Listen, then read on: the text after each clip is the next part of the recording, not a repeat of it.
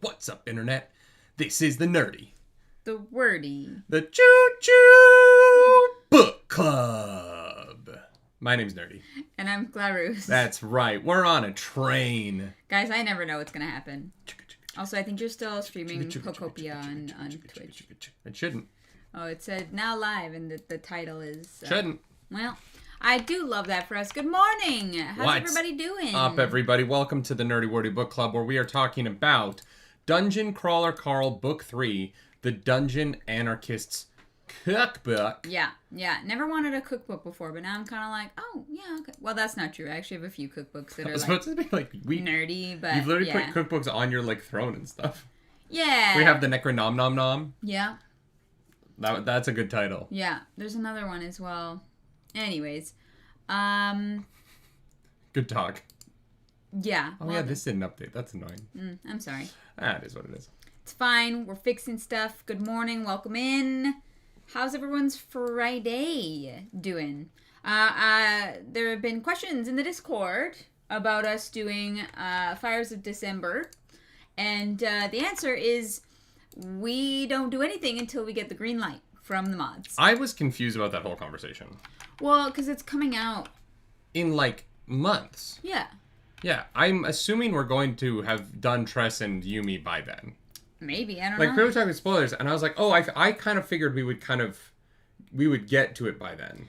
The thing is, we've got Dungeon Crawler Carl, Kushiels, Percy Jackson, and Expanse stuff all to do, so it's like... Sure, but I'll be done with Percy Jackson next month. Oh, okay, well... Yeah. Alright. Yeah, I mean, unless I go on to Heroes of Olympus, I don't know. We're gonna see after... Sure. I don't know if we're gonna do anything after Lost Olympian. Great. Especially because I'm enjoying Percy Jackson, but I think Book 3 definitely was the weakest so far. Mm-hmm. But that's interesting. I just figured because that book comes out in December, right? Yeah. In my head, I was like, Tress and Yumi are both shorter. We'll probably bang them out. Probably. Yeah.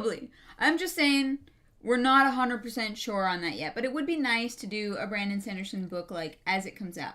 Because, we're a little late to Win in Truth. Mm-hmm. We did our best, but... Arzu gifting 10 membos to start the stream. What the frickin' heck? Thank you so much. Hell what the yeah. frickin' heck, you guys? Go watch the reactions. Not now. Stay here in the live. Help boost the live. So that the good reactions this week, though. Finds more people. Yeah. Good commissions. Thank All you guys for that. All good as stuff. always, especially, I'm always more grateful for the commissions as we head into tax season. Wow, okay, fair enough. I recently started watching Reincarnated as a Slime over on Nerdy Daily because it was commissioned by Blue. And someone in the comments was like, oh, wait, we can just force you to watch things? And I was like, in the months leading up to tax day, absolutely. Uh-oh. Yeah, I've seen some chatter in the Discord as well about what they're going to make you watch. Great. Yeah. Bring it on. Yeah. April 15th is a coming down the tracks. You know what I mean? Yep. Blue says you should be done with release DCC well before December. So yeah, probably will have started secret projects by then. Okay. Yeah. All right. That's exciting. Yeah, I feel like we'll be done Dungeon Crawler Carl by midsummer. Yeah. I want to continue to do one of these a month. Depends if we do Kushiels, 100%. That makes it tough. But I would like to continue to do one Dungeon Crawler Carl a month. Okay. I don't want to go anywhere else right now. Mm-hmm. Here's the thing about this book. So let's at least start talking about the book a little bit, then we can go back to our usual pre-show nonsense. I fucking love these books. Yeah. And I feel very comforted by them in a weird way. And there's a moment in this week that I was very much not comforted by, and we'll talk about that when we get to it. Uh-huh. A certain voice that just floated in through the ether. You have no idea what I'm talking about, do you? Clarice is unaware of the toxic internet in ways that I'm really jealous of. I mean, yeah, why would I watch stuff that I don't like? Because I'm aware of my enemies. You have enemies. Yeah. Okay. All right, Nerdy has enemies. Yeah, I mean, I posted a photo of me in a slave Leia bikini, and they sent their little fucking trolls to attack me. So yeah, Sure. I literally have enemies. No, that's fair. I've had people like send their audiences to gang up and send me death threats. So yes, I do in fact have enemies. It happened one time. I don't know who else, but yeah. When I posted the Oz versus that babyface guy, I posted that video. Things got spicy for a little bit. Yeah, I've got enemies. Yeah. All right. I wish I didn't. I wish people were like decent human beings. Yeah. But Getty to Sam says, I have no idea how you guys aren't just doing these books back to back. Every time I start a reread, it consumes my soul until I'm done. I get that. I'm not gonna lie, I love The Expanse so much. Yeah. That it isn't that hard to take a week off and read those books. I also think that like usually we've only taken a week or two off. Like, it's not like we've been like, and then we'll get back to this in a month. Thus far, between Dungeon Call Carl books, the longest break we've taken between finishing a book and starting the next one is 2 weeks.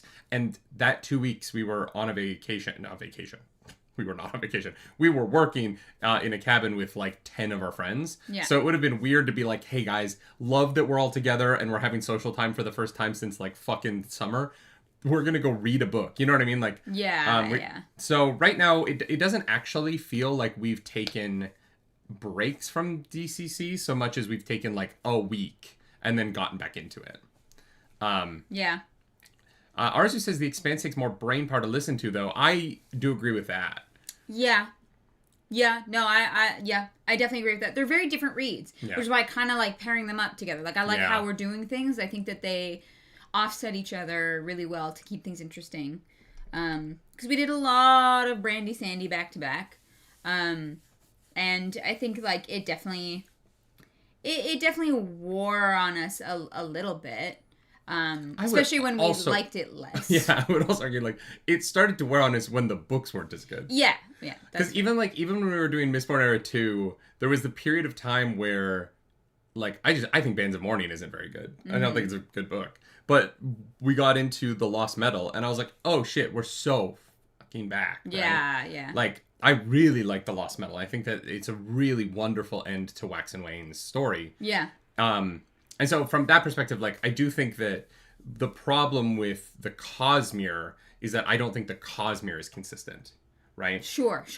Yeah. And that's not me saying that Brandon Sanderson's like a bad author, because some of his books are my favorite books I've ever read, right? Yeah. I still think Oathbringer is, I think about it a lot. And Emperor's Soul, like, I think about Emperor's Soul a weird amount in this world of AI right now. I don't think Brandon Sanderson was writing about that, because obviously, like, it wasn't a thing when that book came out.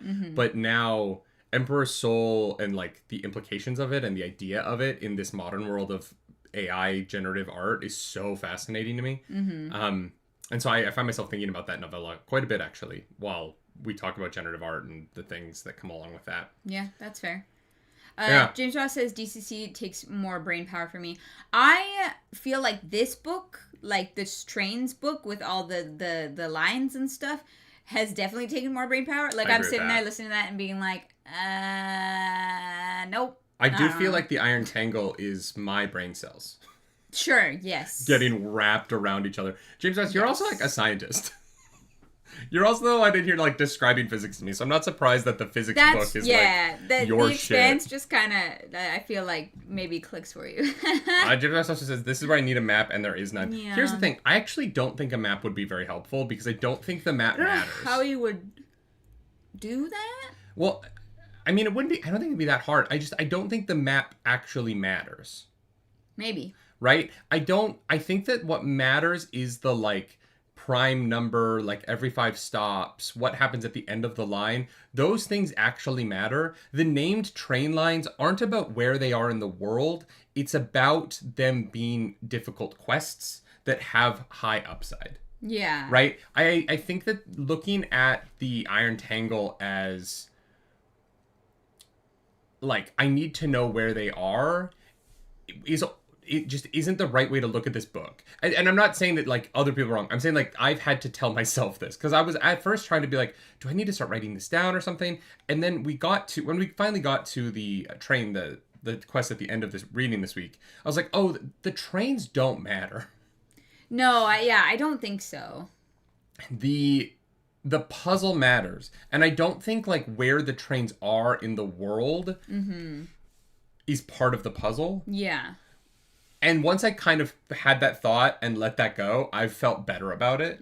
But certainly the first couple chapters of this, I was like, fuck, do I need to understand this? Well, I was sitting there being like, oh my god, I feel like book club is going to expect us to pull some crazy understanding out of our asses. So I was like, nah, no, it's not happening for me. And that's okay. Yeah. It's not how my brain works. Yeah. And also just, I think that we've not been historically good at predicting. I feel like sometimes we're very good at predicting things. You know what I mean? Like, Sometimes. And the reason for that is that a lot of story writers are just following formulas that work, right? Yeah. And once you study storytelling and once you kind of read a ton, you start to be like, oh, I kind of see where we're going with this. This is foreshadowing for this. And like, and I'm not saying that those writers are lazy or like doing it wrong. They're doing it right? There's a reason why repetition and pattern recognition work so well in storytelling for human brains. Like, you can literally hijack the human brain and force someone to feel emotions by building two things in a certain way. I do think that Dungeon Crawler brainwashing works. Yeah.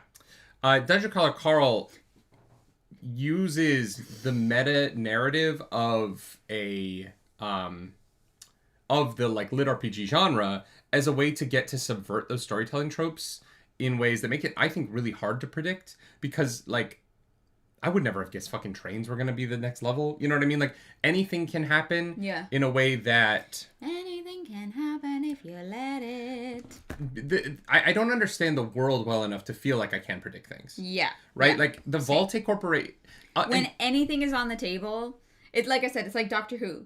Yeah. How could you possibly predict what the next episode of Doctor Who is going to be? Yeah. Aliens? Maybe. We're going to go back in time and make sure that Rosa Parks gets on that bus. We're not doing that. That episode... It's so bad. That episode killed Doctor Who for me. I had already kind of fallen off by then. I know, but then you showed that to me and I was like, I would have been so mad. You gotta understand. Why I stopped. Yeah, it's pretty rough. I just think that there's times where Doctor Who needs to like hire one American. Just for the episode where they deal with the, like, deep American thing. Yeah. I just think that Doctor Who has a problem sometimes of being like, we're white and British. And usually the writing team is white and British on Doctor Who. Or at least the showrunner is. And so we're gonna tell those Americans how race works in their country. And I'm like, don't do that. Yeah. Just don't do it. Yeah.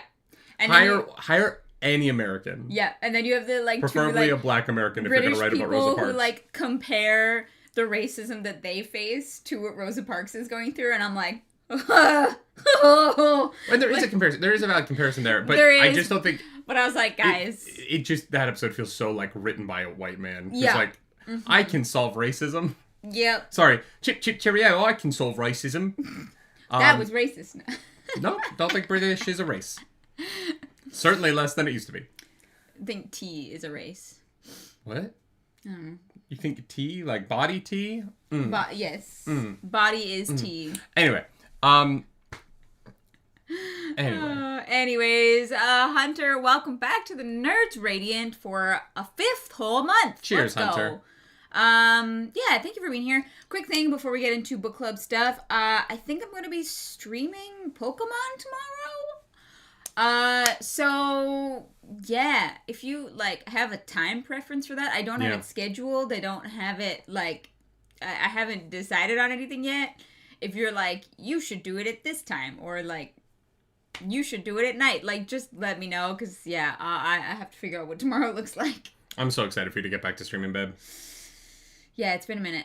Yeah. But we're here to talk about books. We're here to talk about books, and so we should talk about the books. We are here to talk about the 3rd Dungeon Crawler Carl book. Last reminders before we get to Dungeon Crawler Carl. The cutoff for the reactions for The Expanse and Titan's Labyrinth Battle, the 4th Percy Jackson book.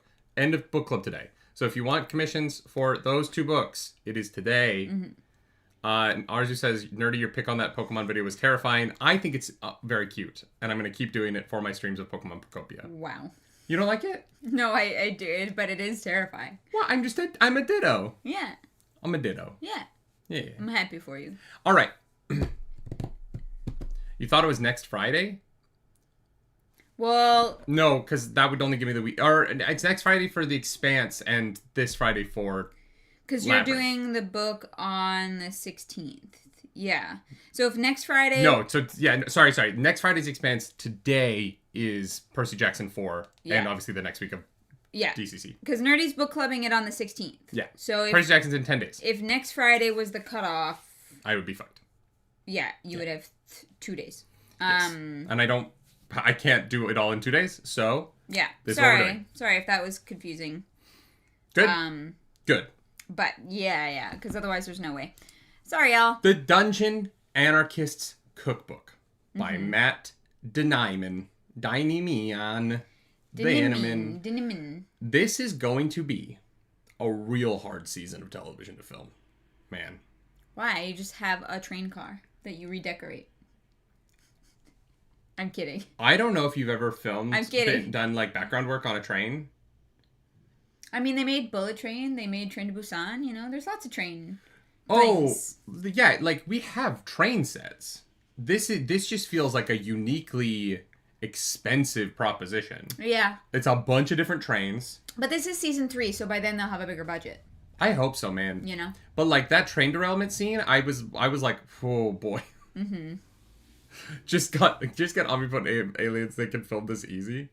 Yeah. The trains are all underground, which definitely helps. Yes. Yeah. It's just... Filming on trains is very tight. And it can be a very claustrophobic experience because you have to get a lot of equipment into a small space. Mm-hmm. And you have to be like... There's a lot of people on top of each other and it requires a lot of choreography. And they have to have a dinosaur that barely fits. That doesn't help. Yeah. Yeah, it's a really interesting proposition about like spending a whole season doing this. Mm-hmm. To me reads like for the cast and crew it's going to be a lot of work and a lot of being like on top of each other. Yeah. Those are long days. And just like the rocking of the train. Mm-hmm. Just like 3 fucking big truck drivers outside just pushing on it. Is that how they do it when it's not running? Sometimes, yeah. I mean, there's like mechanized ways that you can do it now, but... Oh, sure. Yeah. Yeah. It's literally just... Yeah. Arzu says they can make it cheaply and just have Donut call it that, and it would be fine. I don't think her charisma is going to work through the television screen. It would work on me. A talking cat? I'm sold. Chris Buckingham says, Nerdy Clark's any guesses for the next floor? Dude, I didn't see trains coming fucking at all, so I don't know. Yeah, I have no... I could see it being like... What's it? The title wouldn't even help, though, because like the Dutch Anarchist Cookbook is just a thing they find. It's just a skyscraper. We've done... If you fall out, you die. We've done, like, bland fantasy underground. We've done dungeons. We've done like Skyrim outdoors. Now we're in trains. Trains, and then the next one is planes. That would be very funny. That would be very... If it's like fucking like Con Air. Like... So it's trains, and then it's snakes on a plane, and then it's Mario Kart. Can we please have a Mario Kart episode book? They have to redrive. It would actually be kind of fun if a floor was like an underground racetrack around the world. Yeah. And the crawlers like have to keep their car going over 60 like miles an hour. So it becomes like Speed, the movie. Oh God. And so you can like pit stop and trade drivers. So like solo crawlers get really fucked because they have to keep driving, but like Lucia Del Mar, no, Lucia Mar. Why do I keep wanting to say Del Mar? Lucia Mar. No idea. She'd be fine because she would have the bed that she just presses a button. She's rich, right? She would have that bed and she'd just be able to constantly refresh yourself. Yeah. But it'd become a season about, like, keeping your car going and your team having to drive the car constantly. It would sort of be like the 24 Hours of Le Mans, the car race, but a level. Sure. It's a race where they literally drive for 24 hours straight. You could do that. Yeah. Not at that level. Yeah. You could keep the car going. Yeah. I could not. I've done it. I mean, I drove 21 hours back from Atlanta that one time. No. 18. Was it 18? Yeah. No, it's 18 hours here to there. I feel like was it Florida? Did I drive back from Florida in one shot? I feel like there was one time I drove for like 21 hours. We got in at 4 a.m. and we were like, whoa. Well, we did, but I don't think it was ever that many hours. Doesn't matter. It's a lot of hours. Tal and Ramel says they don't allow a single driver to drive for 24 hours straight anymore. No, the 24 hours of Le Mans they switch out. So there's a really good movie about it. Called Ford versus Ferrari. Oh. It is like your dad's favorite movie. Yeah. And it's real fucking good. I like that movie. I like that movie a lot. Yeah. Christian Bale and Matt Damon are both fucking excellent in it. The Punisher, what's his fucking name? John Bernthal. John Bernthal's great in that movie. Mm-hmm. Ford versus Ferrari. Sometimes I'm like, I'm not a dad, but I do have dad tendencies. Does the Ford win? Is it like American vehicle propaganda? It's a true story. It's not propaganda. It's just a thing that happened. Allegedly. Nope, it was filmed and broadcast globally. That's fair. You can go back and watch the original race. I'm sure it's dramatized. Like I don't know how much they changed. Yeah. But it is just a very. They made it into a movie. It's a very true story. Yeah. That's so funny. Allegedly. Does that mean you're my dad? Yes. Nerdy is Nick, your dad. yes, I am your father. I can be your father. And I am your tiny hand father's in mine. cousin's sister's former college roommate. What are we from fucking Alabama? Jesus Christ. Spaceballs. I What know. Oh. I'm just making a joke about my How family. dare you? We get off. Nice. Not on the internet, chat. Well, not today. Not this website Not on the internet. today. Chapter 1. The group goes from being unconscious to being conscious, having previously left the third floor over 6 hours early. Yeah. And by over 6 hours, by like, I think it was like a few days. Yeah. We have left Odette's studio and we've woken up and we enter into the Iron Tangle. Yep. Mm-hmm. They get a cute little souvenir hat. Yeah. Good for them. I would love, like, I want them to get little souvenirs every time they go anywhere. Well, it's one of those They things. just get tchotchkes. It is one of those things, weirdly enough, that would be a collector's item if you left the dungeon. Oh, like if you were to survive, Yes. Carl could go out into the universe and like sell his Yes. sign and Exclusive, sell his hat. Yeah. Like I rode the fucking Iron Tangle hat. Like it's like an OG, you know. I'm sure there's gonna be reprints in the universe where people go on Etsy and make their versions of it. Yeah. But when Carl and Donut survive, like that hat could be worth a lot of money. You know what? I wonder, this is such an inane and dumb question, but when they leave the dungeon, finally, like when Mordecai's contract is up, who does he pay taxes to? Like, does he get to, like, choose his citizenship?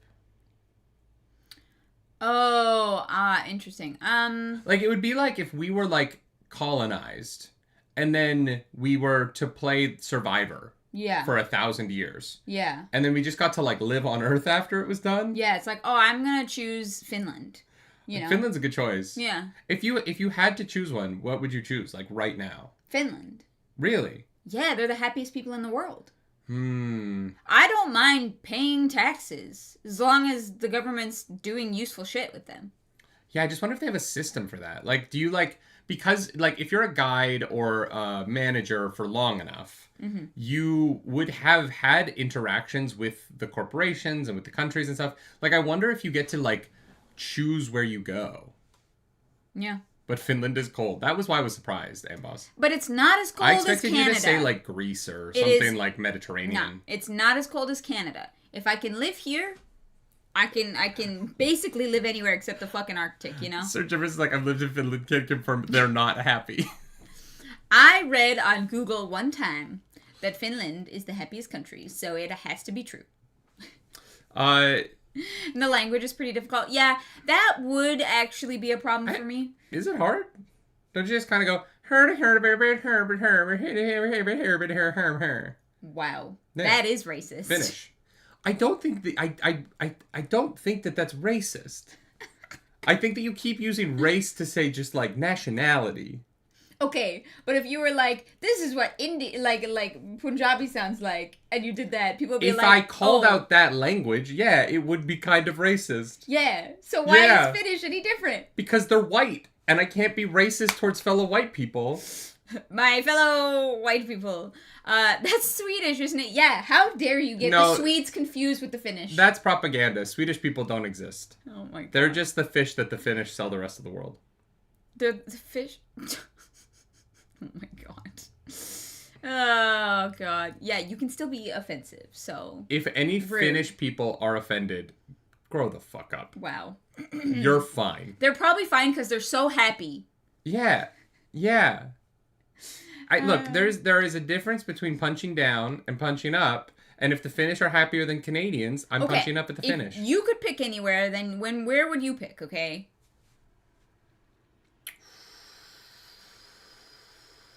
Ooh, that's so hard. Apparently Finnish is a completely different language from the other Nordic languages. How did they get there? You could say they got to the finish line. Wow. Oh my god. that was bad. I'd go to Sweden for the chocolate. Actually. Sweden's a good one. I'd go to Sweden for the chocolate. This is gonna be really lame. I think I might pick Canada. Wow, a fucking patriot over here. Let's go. I really like it. I like the country we live in. It's not bad. You know what I mean? I don't like our neighbors as much, but like, you know. Yeah. Yeah. Canada's pretty good. I'm from Finland and I had a chuckle. That's sorry. Such an interesting question. Yeah, I think I would stay here. All right. Oh god, I was gonna try and pronounce your username, but I don't know if I can do that. Is Finland worth visiting? Because I've always wanted to go. What's your username?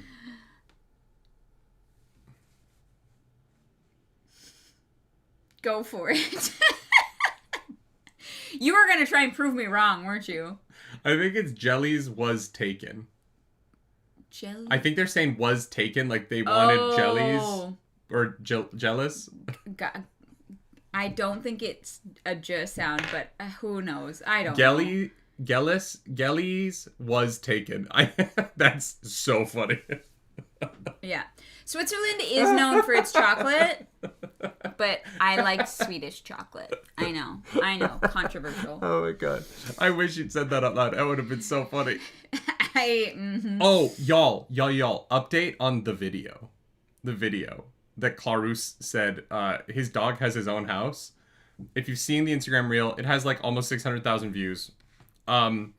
It was liked by Usain Bolt. And I checked to make sure it was actually like the Usain Bolt. And it was. Which means that Usain Bolt has seen one of our videos. And I don't know why that's the coolest thing of my whole life, but he's so fast. He's so fast. He's so fast. Are you going to post the video? Yeah, I'm going to. Nerdynightly today? Okay. Usain Bolt has seen our video. And that just feels like an achievement I never expected. No achievement! Was he the first like? No, God no. I wish. That would have been very funny if he was the fastest to the like button. But no, just I don't know. There's something about it being Usain Bolt. I think that watching him break the world record and win the 100-meter, what was that, 2012? It was like 10, I don't know. I feel like no, 2010 was winter. It was around when I was in high school. It might have been 2008, because 2008 was Beijing, right? I think it might have been 2008. I don't know. I just watching him. It's one of like the coolest sports moments of my life, and it's just cool. Very, very cool. All right. We get into the Iron Tangle. Let's talk about the book. Donut selects the football hooligan class. James Ross, it's not on Discord, but the short is on YouTube. You can watch our shorts on the Nerdy Nightly YouTube as well. It's on YouTube. It's on Instagram, TikTok, Facebook, and... Yeah, they don't have the social media, other social medias. Yeah, which is fair. Absolutely fair. Yeah. Donut's got a new class. Yeah, football hooligan. Yeah. Clarus, what's a football hooligan, for those who don't know? It's probably the tight end. Wrong sport. What? Wrong sport. Oh, it's that one. The football hooligan is the one that runs into the other guy, so he falls over and cries. No, it's fans of soccer. Ah. Yeah. Why didn't she get a jersey? Because she's a cat. So they make cat-sized jerseys. Sure. I'm pretty sure. Yeah. Oh my god. Donut hasn't really explored her class and so far in the book. Says football hooligans are what Warhammer orcs are based on. Damn. That's so fucking funny. Great. Assholes who beat each other and other people up for fun. So they're Eagles fans. Yes, Eagles fans are the closest thing that America has to football hooligans. Cool. Okay, I understand now. Yeah. Great. Yeah. So, yeah, no, you're right, though. Donut hasn't really explored this class much. Yeah. And because we only have 8 days here and we are losing time so quickly, I do feel like we'll be off of this floor by the end of the book. I don't know. I think it depends on if they get, stuck somewhere. We only have 8 days and we've already used 3, right? Yeah. So, we're a third of the way through the book and we're a third of the way through the days. Unless, one day ends up taking a ton of book time, which just isn't really how these books have gone. I think this book is going to be this floor. I have a feeling that this book is this floor, and then we get to book 5, and the, syndicate forces Borant to slow down. Because if I was the syndicate, I'd be like, hey guys, you can't speedrun the whole show. Yeah. There's too much money tied up in this. Yes. Well, and you're gonna cause intergalactic economic issues because of the expectations of. And also that so many of the crawlers are already dead. Mm-hmm. They're cruising through. They have half the number that they're supposed to have. What's the average? That's not good. Well, and also the corporations and the syndicate, their expectation, or in the countries, I guess, that are participating in faction wars, they're anticipating that the crawlers are going to show up and floor 9 will be very less what populated. They want, right? They want that experience. Yeah. And if you don't provide rich people with the experience that you want, they lash out. Talk to your manager. Start wars with Iran or some shit. Yeah. Yeah, I don't think that's ever happened. No. We are led by sane and competent leadership who have plans for the things that they're doing. Yeah, never had a temper tantrum in their life. No. No. When they say it's a 4-day war, it's a 4-day war, goddammit. Today's day 6. But also, definitely deserving of the Nobel Peace Prize, right? Yeah. He'll definitely get it now. Anyways, so... Practical Incarnate says, Winded Truth really stretched how long a day is. You're not wrong there. We do find out one thing that's really interesting about Donut's class, the former child actor, is that if she gets the +5 boosts to the new things that she gets, but if she levels them up past that, she gets to keep the extra levels.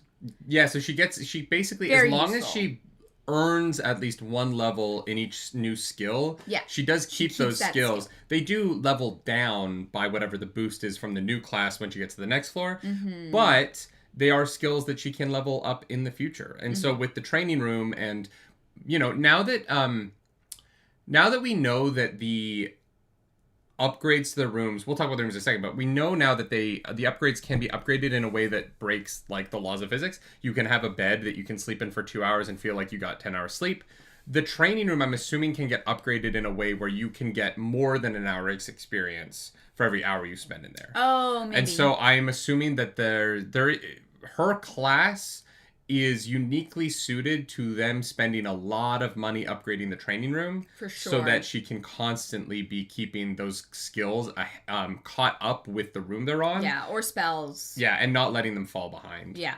Because as soon as they're in that list, she can keep on training them. She's just gotta get them on that list. Yeah, for sure. She might end up being, in that way, the most versatile crawler in the entire dungeon. Oh, 100%. She just has to put in the work. And admittedly, like, I was a little bit worried that Donut wasn't going to go for training. Like, I thought maybe she'd be a little bit more... No. She shows up. Yeah, no, she does. She shows up. She and no grumbling. Like, she's like... I think that one of the things this book series doesn't do is have laziness or... Like, because cats can be very lazy. Cats can be very like, oh no, I don't want to. Mm-hmm. And the way in which Donut has those elements to her, not really laziness, but the like, I don't want to. But never... The books don't treat her like she's ever unaware of the fact that the stakes are life and death. Yeah. And I really appreciate that. I really think it works. Yeah. To have her take it seriously. Yeah, especially because she is technically a child. Yeah. Mm-hmm. Right? Like, I think that would have been an easy thing to lean into. Yeah. And we haven't done that, and it's great. It's awesome. I love it. It just allows for her to be funny and have this, like, huge personality, while at the same time, Carl can rely on her. Yes. And she says later in the book, when Carl says we do things, we do things. Yeah. Like, you shut the fuck up and you listen.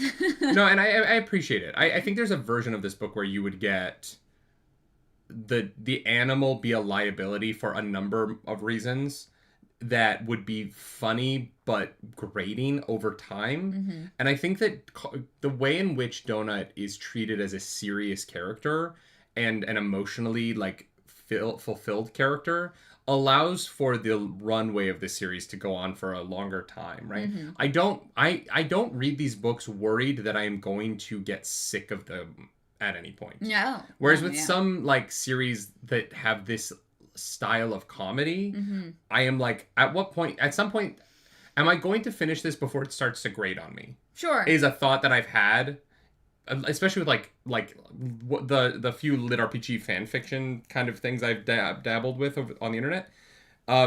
This doesn't have that. Like, I'm not really worried about it grating on me because these characters are not really tropes. Like, there's not a lot of tropes in this. Katya is a very interesting and, like, layered character with a lot going on. Yeah. And so there is a rather childish sense of humor in the book, but that never kind of crosses into, like, childish character building. Mm-hmm. And it's really, like, it is a template for how to have the lowbrow and the, like, highbrow mix, the lowbrow comedy and highbrow character build, mm-hmm. Mix into something that is really unique and special, in my opinion. Yeah, and feels very modern. Like Carl feels like a person that I could meet in this world, mm-hmm. not a character from a book. I don't know how better to explain that, but sometimes when you read characters in a book, it's hard to, like, picture, like, meeting them at a bar or something and having, like, conversations with them that pertain to this world, but they feel like incredibly complex human beings that had the same lived experience that I have had. Yeah. Right? They kind of talk the same way that I talk and those things, and it all feels like it just fits. Like, I don't know. It just makes sense. No, I completely agree. I think that it's what I'm missing in, like, some isekai animes and stuff, where, like, once that maybe the main character is fleshed out, but a lot of the people around them aren't. And like there's not a lot of thought put into the rest of it. Yeah. Everyone's just sort of these like shallow bits of dialogue to get the main character to the next thing. Yeah, but it's not that at all. No, it's so good. Even like Odette. Yeah. Mordecai, Katya, Hecla. Like, I would argue the AI. Yeah. Like, oh yeah. The AI. The salty AI. Like, I thought the AI was mostly jokes. And now, especially in the first third of this book, I'm starting to really find the AI as a character to be very interesting. Yes. You got fucked by a fish. It's inappropriate, right? Like, the fucked... Oh my god, cocked Aquaman. That joke made me laugh so fucking hard. Yeah. Uh-huh. I think that... Yeah.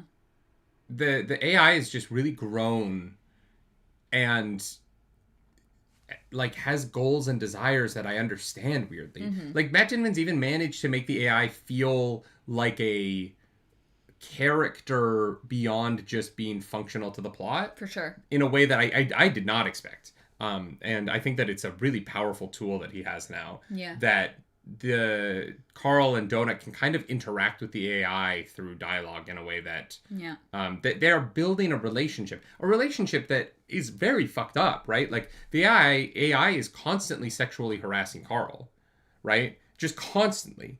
And Carl has to deal with it because the AI has so much control over the loot that he gets and, you know, his health and safety. Yeah. And there's something really tragic in that. Oh, yeah. It is fucked up. It is definitely a commentary on, like, people who find themselves in precarious situations and are forced to kind of, like... play ball. Turn to sex work, right? In a way that, like, someone else is kind of controlling them and lording over them. And even if they're not in their everyday, like... lives it's there, right? It is there somewhere. Well, and I think that in particular is why Donut's class is child actor, right? Former child actor, because there is a very similar dynamic at play with like the kids from Nickelodeon from the Quiet on Set documentary, right? Where these kids who are, you know, obviously now all adults and I hope happy, you know, obviously some of them we know have had very tragic lives, and that dynamic, the dynamic between the AI and Carl is very similar to the dynamic that a lot of those kids were put through in trying to entertain the masses. And, you know, the situations that when I was watching those shows, and I thought those kids were living the greatest lives possible. 100%. I didn't know that there was a man on set who was, you know, terrorizing them, right? And I think that the way in which Carl is treated and expected to act by the system in this book, and Donut being a former child actor, is just a fascinating commentary on a very sad and difficult part of, you know, what I've learned about a lot of my favorite children's programming from when I was that, you know, a young kid, right? Oh yeah. And seeing what a lot of those child actors have gone through is it's been tough, man. Like I was watching, it was oh my god, Josh Peck from Drake and Josh was talking with another former child star on a podcast, and she was talking about like drinks, you know, alcohol, and he was like, oh no, I can't drink, and she was like, oh, like you're not like the, you know, and he was like, oh no, like I can drink, but then once I start drinking, I am on Percocet. You know what I mean? And he was just being very honest about the fact that he has like a drug problem. Yeah. And it's the way that he tells a story is funny because, you know, that defense mechanism of like, I need to make this palatable for you. Yeah. But the darkness of I probably have a drug problem because I was a child actor is very present in the clip that I saw, and it gave me a lot of, you know, I loved Drake and Josh when I was a kid. Yeah. Oh yeah. And it saddens me so much what they went through. Yeah. And I, you know, wish I could protect them from that. And so, yeah, it's fascinating dynamics at play while the AI still feels like a character. Yeah. And like, you know, it's not just a meta-textual thing. It is very interactive with the world as it is happening. Yeah. And I think that it having an opinion on the court case is what allows for that, right? Yes. The AI is responding to not just what's happening in the dungeon, but also what affects the dungeon in a way that makes it just feel very alive. Yeah. And there's a lot of depth in that for me. Yeah. You know, like, I love solo leveling, don't get me wrong, but like the menus that Jin interacts with in that show, they're not really a character. They're literally just menus. And that show has the problem. I really love solo leveling, but a lot of the characters around him are tropey kind of like cardboard cutouts. Oh, okay. And it's really about him and his sister and a couple of the other hunters. But other than that, the characters aren't that deep, right? It's a great show. Very much enjoy it. The action in that is incredible. I'm not trying to shit on solo leveling, but it hasn't like connected emotionally at the level that I think this has. For sure. Yeah. Yeah. So here's how it works. We get on trains. At certain number of stops, monsters get on. They get off 5 stops later. What we learn throughout this is that basically the system has addicted all the monsters to drugs. And so they have to get on the train, ride the train 5 stops, go pick up a vial, walk through a portal. Once they walk through the portal, they're teleported back 5 stops, and their vial turns on, and they have the drugs. It's really fucked up. Yeah. I don't think that is part of the puzzle of getting to the next floor. Oh, no. No, probably not. But we do discover that Carl's protective shell is incredibly useful on these moving trains. Oh my god. And that Katya also gets a momentum bonus. Because she's in motion. Yeah. Yeah. So the Jikiniki, or the Jikiniki, the babies. They are demonic baby motherfuckers. They are trying to kill us. And so Carl drops the protective shell, and it rockets through the cars and squishes the babies against the wall, violently murdering babies again. So yeah. There's a theme here. Yeah. Carl and Donut do get fan boxes because they are just that popular now. Yeah. Which they're, we can't open them yet.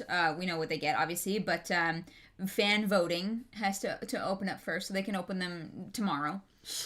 Yeah, the idea of the fan boxes is still so fascinating to me. Like, how plugged in are people to the show? Very. And like, if you're it like, makes money. If you're a fan of Carl and Donut, are you upset that they got the bed that helps you sleep faster because you can't watch them as much? Wait, what do you mean? They'd be out. If you're like more. I know, but we dealt with this. So when we did Roleplay Relay 1, one of the biggest problems with it was that we could stream the show in shifts, but the audience couldn't watch it in shifts, and so they couldn't keep up with it. Yeah, but I think universally, there's so many people awake at any hour. Right. No, I'm not saying it's bad for the show. I'm saying, like, if you are an individual, like, I'm not talking about like numbers. I'm talking about individuals. If you're an individual and you've kind of set your sleep schedule to when Carl and Donut are awake. Insane. Now, granted, I don't know. The beds that, like, help you sleep without sleeping might exist outside the dungeon. Oh, yeah. Like, I don't actually know how much dungeon tech is, like, part of the dungeon and how much of it is universal. Well, they got a very similar shower thing. Yeah. So, yeah, those beds might exist outside of the dungeon. Gideon Disciple says you wake up and set them to 2x speed to catch up, right? Yeah, 100%. I'm assuming that they have really wonderful AI. Like, actual AI, not the bullshit that we have. Yeah. They have real AI. And so I'm assuming that you could, like, have your AI watch Carl and Donut and just give you a actively overview. Be clipping. You know what I mean? Oh, for sure. Yeah. Yeah, for sure. And so you could watch the, like, clips. Yeah. Yep. Matt Probably. Infante says, I would be so annoyed if I only slept 2 hours, no matter how refreshed I feel. Really? I don't get that. No, I don't get that either. But I only slept like 3 hours last night, so I think I could get so much done if I only had to sleep 2 hours. Are you asking this because you're planning to go on an only 2 hours of sleep per night schedule to provide us with more content? I like it. I mean, I'm getting close. Yeah. What time last night did I post the Heated Rivalry episode 5 reaction for patrons and members? I don't even know. I don't know either. What time did I schedule this stream last night? Because I think it was 2 something. Probably. Yeah. And I that wasn't when I went to sleep. Oh my god. Blue says, if I was as an insomniac, if I could only sleep 2 hours and actually feel refreshed, I'd be so happy.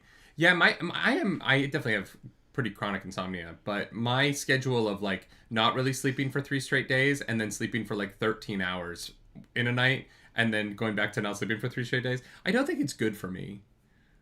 No, it's not. There's no but there. I don't think it's good for me. You're like, I don't think it's good for me, and I'm telling you for certain it's not good for you. Yeah, no, I know. Yeah. Yeah, I had no follow-up to that. That was where the sentence stopped. Just that. Yeah. Yeah. I do love that people... There is a joke that people... It's not really a joke, but when new people come into the Discord sometimes, people will be like, oh, no, you can ping Nerdy. He's probably awake.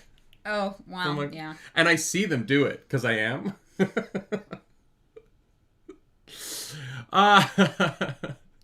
So Carl gets a necklace. Donut gets a new tiara. Oh, a new, yes. But it's got tiara. white gems. Yeah, yeah. And they get coupons. So the AI is upset about what happened. Yeah. With the with the lawsuit. Celestial boxes. With the veto. The AI, so apparently the AI always goes a little bit off the rails. Because it's a train level. Every time the veto gets used. The AI doesn't like getting vetoed. Yeah. It usually happens later in the games. Yeah. So the fact that it happens this early is definitely going to mean something. And so the AI goes a little bit rogue and gives them very powerful coupons for level 3 spaces and upgrades. Yeah. Donut is currently in the middle of hagging with the... Of hagging? Haggling? There we go. You missed the L. Did I? Yeah. Oh, sure. You said hagging, and I was like, is she? I don't remember there being any gay characters in this. I don't know what that means as a verb. I don't know what hagging would be. It's like a girl who is like all of her best friends are gay and they like go out and she like goes to the gay bar. It's a straight girl who goes out to the bar with like all of her gay friends. No, I know what a hag is. I'm just hagging. Yeah, if you're hagging, you're like going out to like the gay bar to like help your gay friends get laid. Thought that was a wingman. But a wingman is a wingman is like a 2-person activity. There's like you and your wingman. Hagging is when it's like a group of like 5 gay guys and 1 straight girl. Yeah. But if she's helping them get laid, she's not really. She's just present. You said it, not me. She's just being supportive. You said help. You said okay. It doesn't matter. Apparently, it's not a thing in Toronto. I mean, I wouldn't know, honestly. I never went out. Clarence doesn't have gay friends. Yes, that's it. No, I never fucking left my house. Which is still true to this day. Yeah. I was very boring. Still true to this day.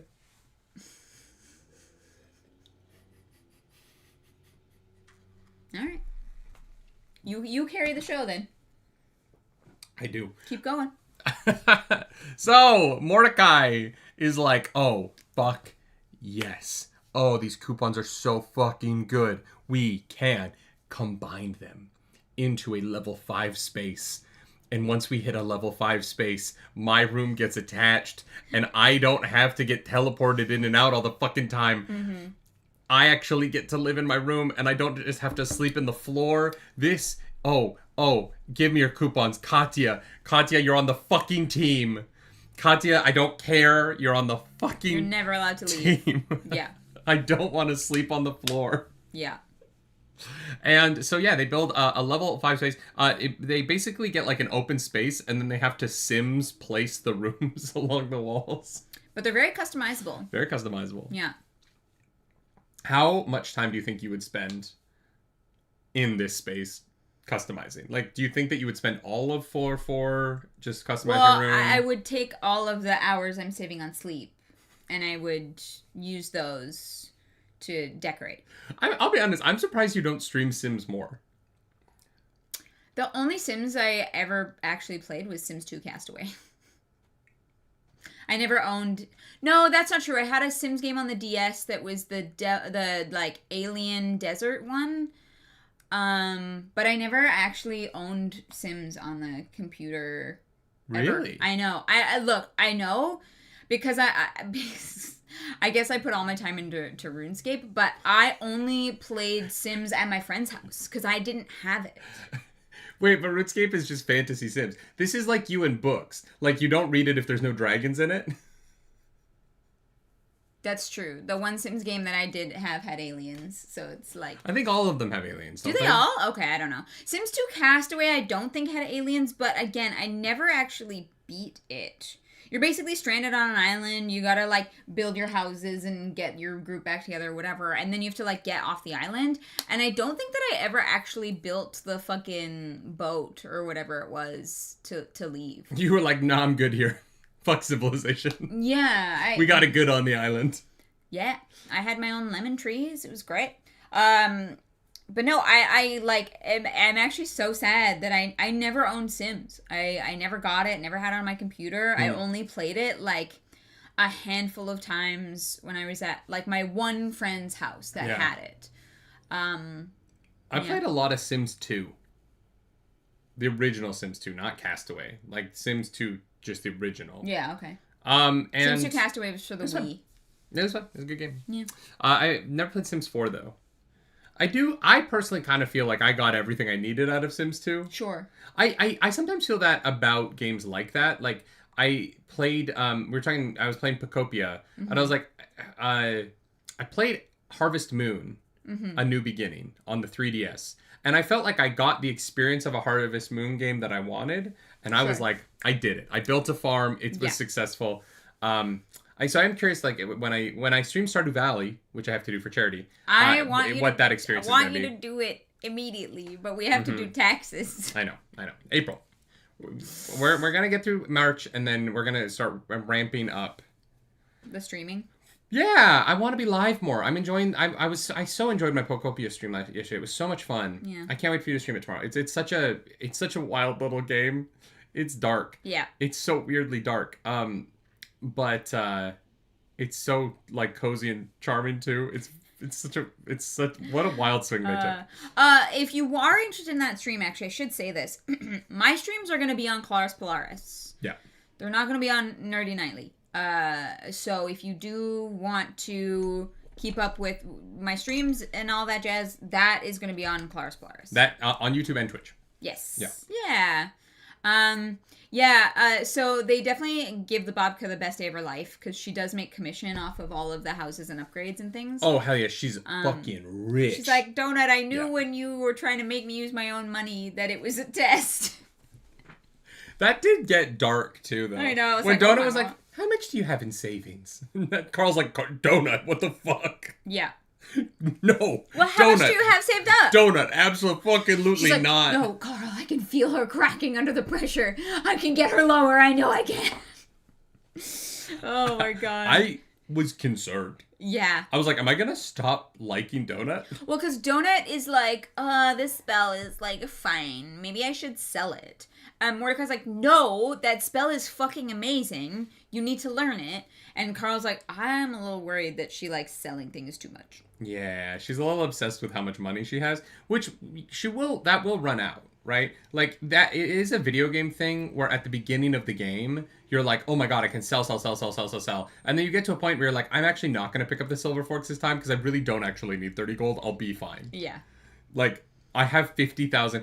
This is how I feel about Baldur's Gate, where, like, in Acts 1 and 2, I always pick up everything and sell it. But then I get to Act 3, and I'm like, I actually don't need money. Yeah, I'm good. I am fine. Yeah. 100%. Donut putting up all those insane Patreon tiers. Oh, yeah. Well, she has literal royalty sponsoring her, so... Yeah. Which we will get to. But yeah, they do upgrade the space. So they get the fancy beds, they got a fancy shower, there's a crafting studio and a training room. Yeah, so we get to sleep for 2 hours. We feel very rested, which rocks. And then we wake up and watch the recap show, and it seems everyone's doing okay. Yeah, although Lucia hit level 30. Yeah. Well, and Carl's level 29, so like... He gets to level 29 in this section. Yeah. So no, didn't he come down from... I don't know. So we watch them all kind of fighting, doing their thing. And Carl is like, oh, you know what? I need to check in with Brandon. And so he opens his messages and realizes that he has a message pending from Brandon, but it's in a different tab. Yeah. For deceased crawlers. And I got why people wanted us to react to this, man. Why the fuck? Yeah. This moment hit so hard. Yeah. It was so well done. Brandon's last message was like so beautiful. Yeah. You know? And it just did a really good job of having the stakes of this world be so true to the danger level that they're all in. Yeah. And, you know, I sometimes complain about books and like world building that authors do, where I'm like, you want to tell me that there's a war going on, but no one dies. Yeah. And so I don't believe that there's a war going on because all of the characters who have names have lived through 97 battles. Yeah. And that's not how these stories work. And yeah, Dungeon Crawler Carl, I can't believe I'm saying this, fucking gets it. Yeah. People die when the stakes are life and death all day, every day. That's just how... Yeah. When 300,000 people die overnight. like... Yeah. Yeah. And so this scene is just... And the fact that as he's literally holding his last stand, his final thoughts are to say goodbye to the people he spent... Yeah. A few hours with. Well, and also to be like, hey, like, my brother's still out there. Yeah. I can't talk to him. I can't reach him. But if there's anything you can do, like tell them I love him. Chris makes me nervous, man. I know. I am a little bit worried that the personality changes are too much. Well, and the fact that your racing class changes your personality makes me nervous, just in general, right? Yeah.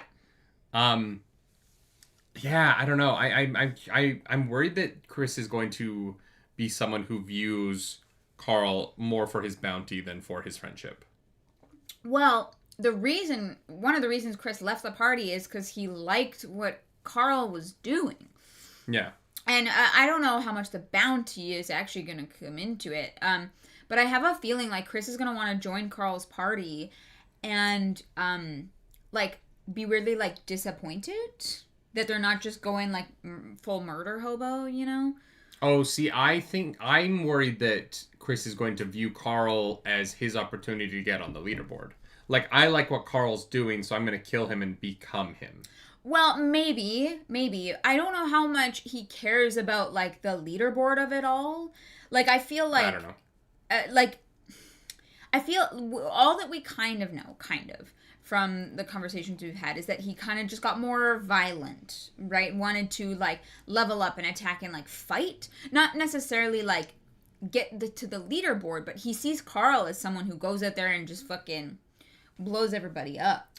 Well, to be fair to Chris. Yes. You know what I mean? To be fair to Chris. Yes. Carl did get the Tyrant achievement for a reason. And so we get this beautiful one. I think Matt Dinniman fucking crushed this. I thought it was beautifully handled. Every time. Carl tells Mordecai to fuck off. He's not gonna fucking paint his toenails. He's gonna go beat the shit out of something in the... Oh, right. He almost loses a foot room. earlier because he didn't do his pedicure while he was in limbo. Yeah, he had foot pain for the first time. Uh-huh. I will say, my brain just tried to go Danger Room from X-Men and the holodeck from Star Trek at the same time. I don't know if you guys saw that, but my brain fully shut off because those two things are the same thing, but they're not the same thing. And I just short-circuited myself for a second. I love the holodeck. I literally went, the danger room. Wow. That was a weird feeling. One of my favorite arcs is when when Next Generation becomes a Western. Oh, yeah. It's great. I've not seen it, but I've seen, like, clips of it. Oh, right. Right. I think I've only seen, like, 4 or 5 episodes of Next Generation. Like, full episodes. When we're done rewatching The Expanse, that's what we should put on next. No, I think we're going to react to it at some point. You think we're going to react to all of Star Trek The Next Generation? Yeah, why not? I'll do it on Nerdy Daily. It'll be fun. Your anime channel? I'm just going to, out of curiosity. Star Trek... No. Let me guess first. It's 7 seasons. 22 episodes a season. Oh, I was looking up reactions to the show to see if anybody watches those. 48 episodes. Oh, Legal Eagle reacted to... Good for him. One of the... That's very funny. Oh my god. Okay, someone did react. Okay, yeah. Oh, there's going to be a ton of people who react to Star Trek. Yeah. Without a doubt. Yeah, I mean... Okay, let me see how many episodes. I'm guessing 148. What? Can't be that many. Was that your face? Can't be that many. Yeah, isn't it 7 seasons and they're like 22 episodes a season? Is it that many? God damn I might actually be under. Okay, first season is 26 episodes. Just tell me how many there are. Number of episodes. 178. Yeah. We're not reacting to all of that. That's insane. You say that like it's a lot. And meanwhile, I'm over here like, what's up, Internet? Okay. Welcome to One Piece episode 674. Yeah, well, A, that's insane. B, they're 20-minute episodes. Isn't Next Generation 20-minute episodes? No. Wait, every episode of Star Trek Next Generation is 42 minutes? Yeah, ish, yeah. Oh, never mind. I thought I could do 2 in an hour. They are not half hours. No. Oh, fuck. No. No. Right. No, that makes sense. I don't know why I was even thinking that they were half hours. That doesn't even make sense. It's not a sitcom. No, yeah. Ooh. We need to do less. Oh, no, I know. I'm mostly joking. Mostly. Oh, my God. Mostly. Binge clock says 5 days, 15 hours, 45 minutes. Okay, so we'll just film for 5 days straight. Just all... Let's do it. No. Let's go live. No. We can't do it live. People can sync up. No, we can't do it live. Why? Because if someone jumps in, they won't be able to sync up. I know, but then we can just... Yeah, no, we'll have, like, the episode and the number at the bottom, so they can, like, get there and sync up. Oh, my God, you're insane. And then we will send all the footage to Brandon. He just gets a 12-hour chunk of Star Trek. He's like, what the fuck happened? Insanity. Can you imagine? Oh, no, I don't think we would do... No, I'd honestly rather do Babylon 5 because I haven't seen it, so... Yeah, it'd be fun to do that together. Yeah. Although I don't know if it'd be worth it, honestly. I don't know. Maybe one day. We'll see. You know...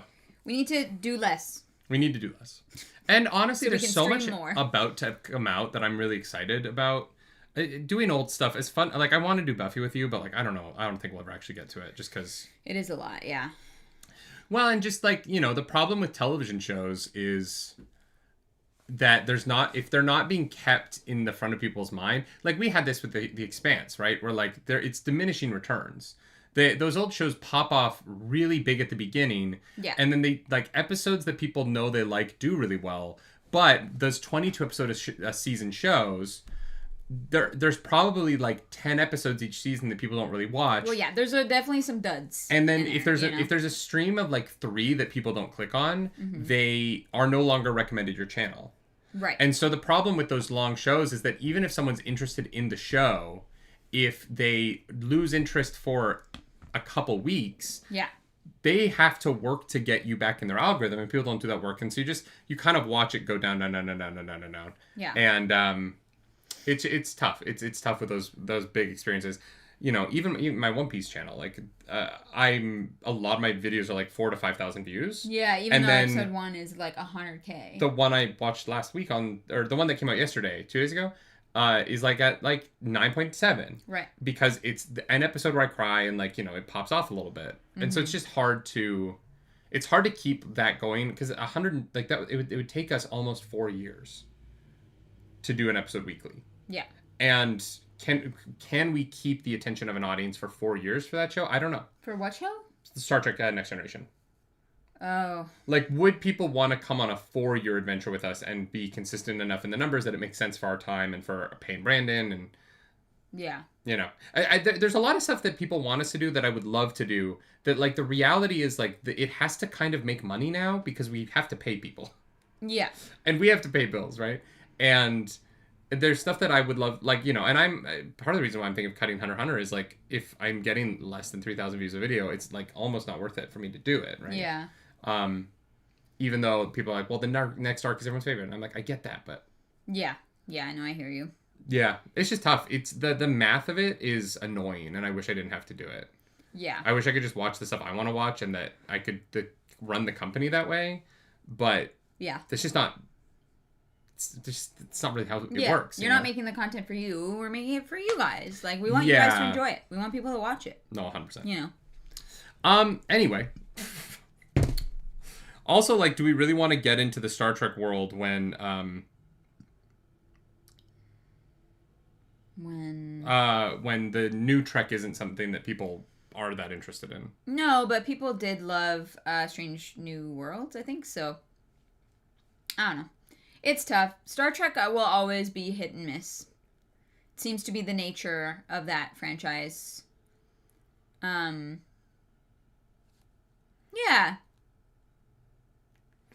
Yeah. So we are done with training.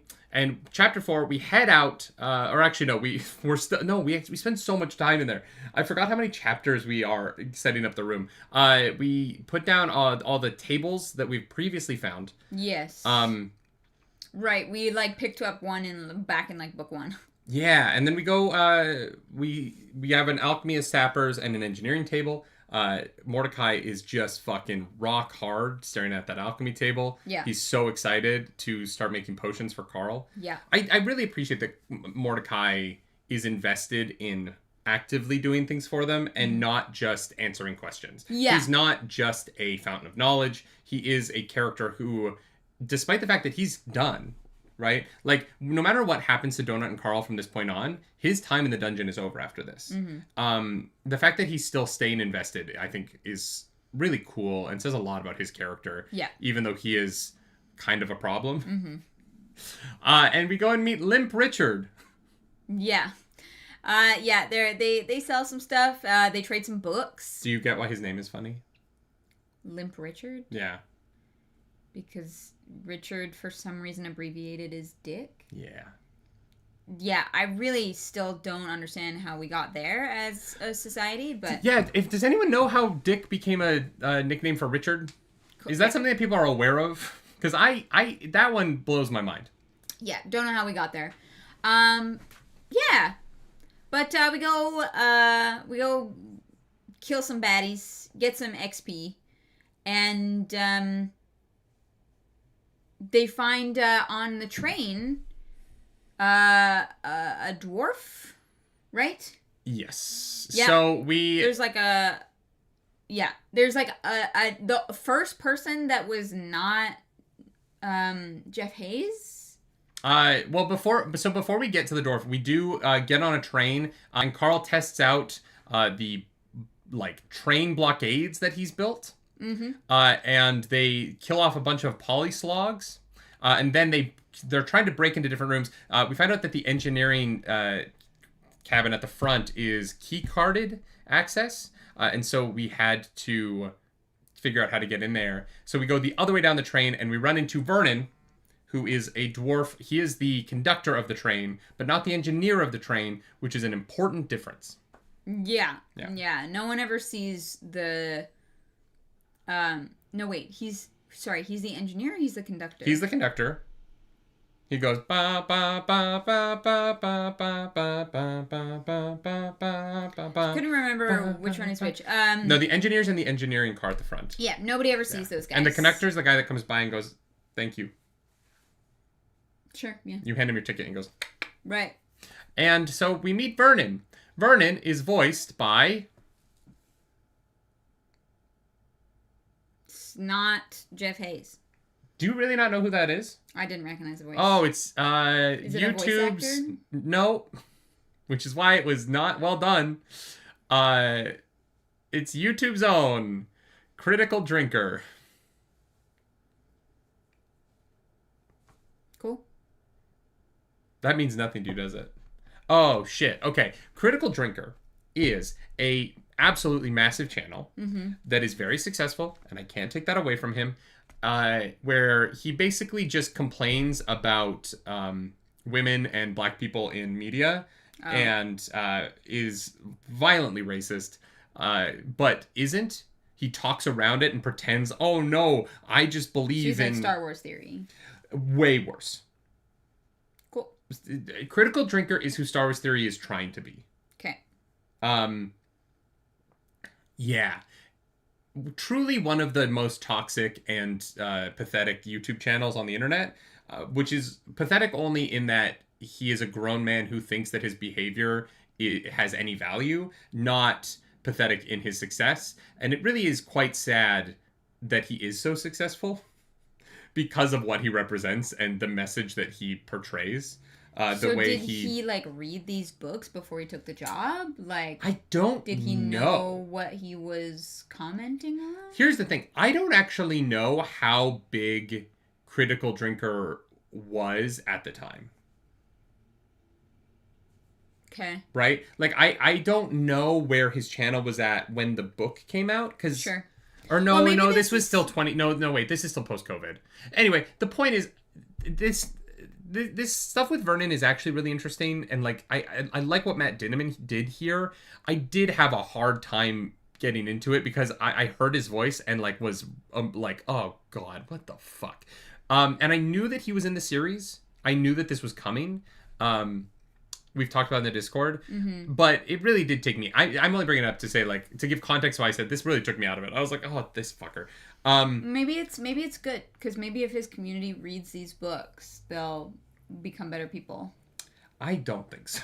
You never know. That's why they've asked for no politics in the Reddit and stuff like that. I understand that. To try and reach the people that these books should be for. I just don't know that if you're missing the brain cells that allow you to, like, if you are like intellectually diminished to the point where you can enjoy his videos, I think that reading might be a little bit hard for you. I think that like processing any meaning from any piece of media is probably too difficult, which is why you watch Critical Drinker videos, right? Because you need a message force-fed down your throat with like vomit and poop jokes, because you can't process anything for yourself. And I feel like that audience is unfortunately not smart enough or like intellectually capable enough to read this and get anything out of it. Definitely could be. Yeah. Damn, you say I'm mean. Like I said, if you send your community to call me homophobic slurs... Wait, do we know this person? No, God, no. We've never met him. But his community was part of all the shit after DragonCon. Was part of the Star Wars theory thing? Yeah. They're friends. They like podcast together and stuff. Oh, all right. Or they might. I don't want to say they're friends, but they run in the same circle. Sure. Arzu says he's also generally bad at being a voice actor too. It stands out so much. Oh yeah, he's not good here. I thought it was like weirdly like I was like, did they record him in a different room? It sounded like he recorded himself in his like YouTube studio. Like yeah. I was like, oh, why is his stuff so muddy? But yeah, I just don't think it's not a good performance. He's not a good dude. I don't understand why it's not Jeff Hayes. Jeff Hayes has been doing a good job. I'm sure Jeff Hayes could do a... Are there other people that come in, or is this the only one? I don't know. I hope there's more, because if this is the only one, well, honestly, in my opinion, this is a bad enough fail that if I was them, I would have never brought anyone else in. Yeah, fair. Getty Disciple says all the guest stars in the future are awesome, so I guess there are more guest stars. Okay, but, cool. Just like, yeah, that's the only one. That's wild. But yeah, I don't know. It just took me out of the book, and it's like the only thing this week that kind of took me out of what otherwise I think is a really good book so far that I'm really enjoying. Yeah. And I don't want to harp on it for too much longer. I'm sorry if this has already felt like it's been going on for too long. I just like actively really think that Critical Drinker is is bad for society. And his success and the way that he wields his community online is really quite a negative thing. Mm-hmm. And it is a shame that he is in any way connected to a series that I think is so positive. Yeah, that's fair. And does really wonderful things. Yeah.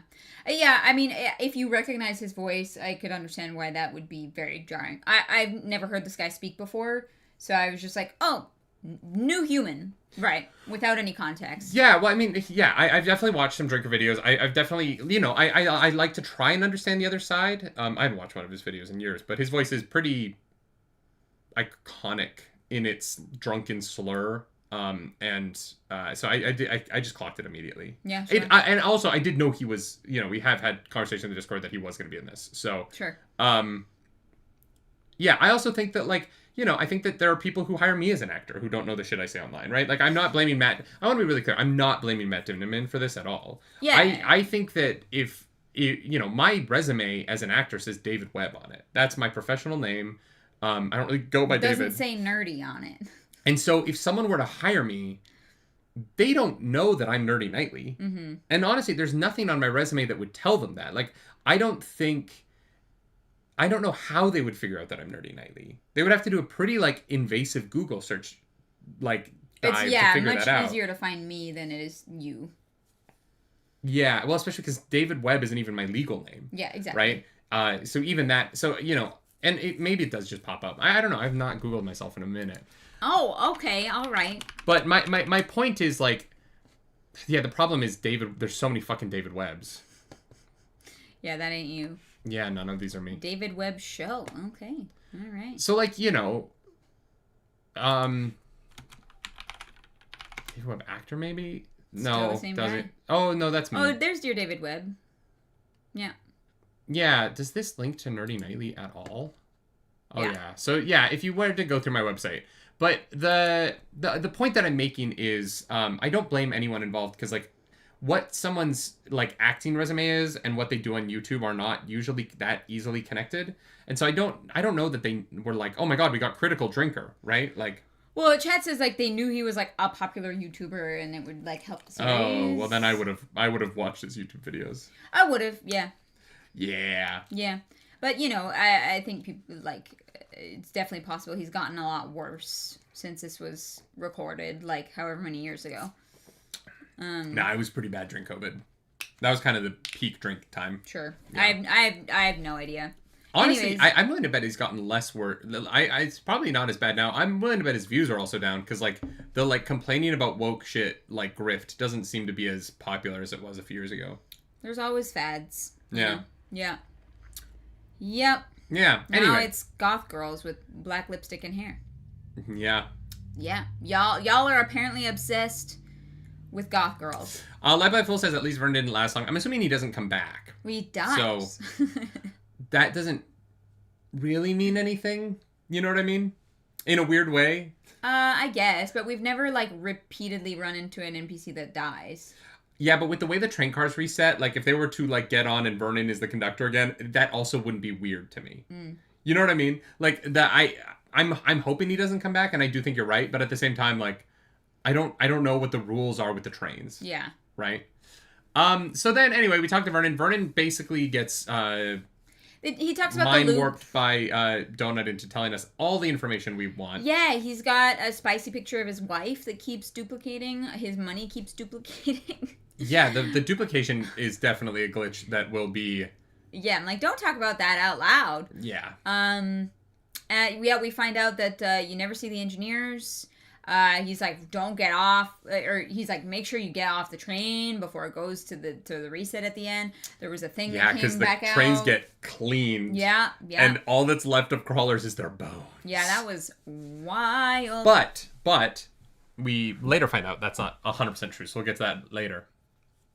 Right. Yes. They do get rewards. Yeah, so we leave. We're like, baggage. Hey, Katya, we're gonna go explore. Yeah. Just write down all the information.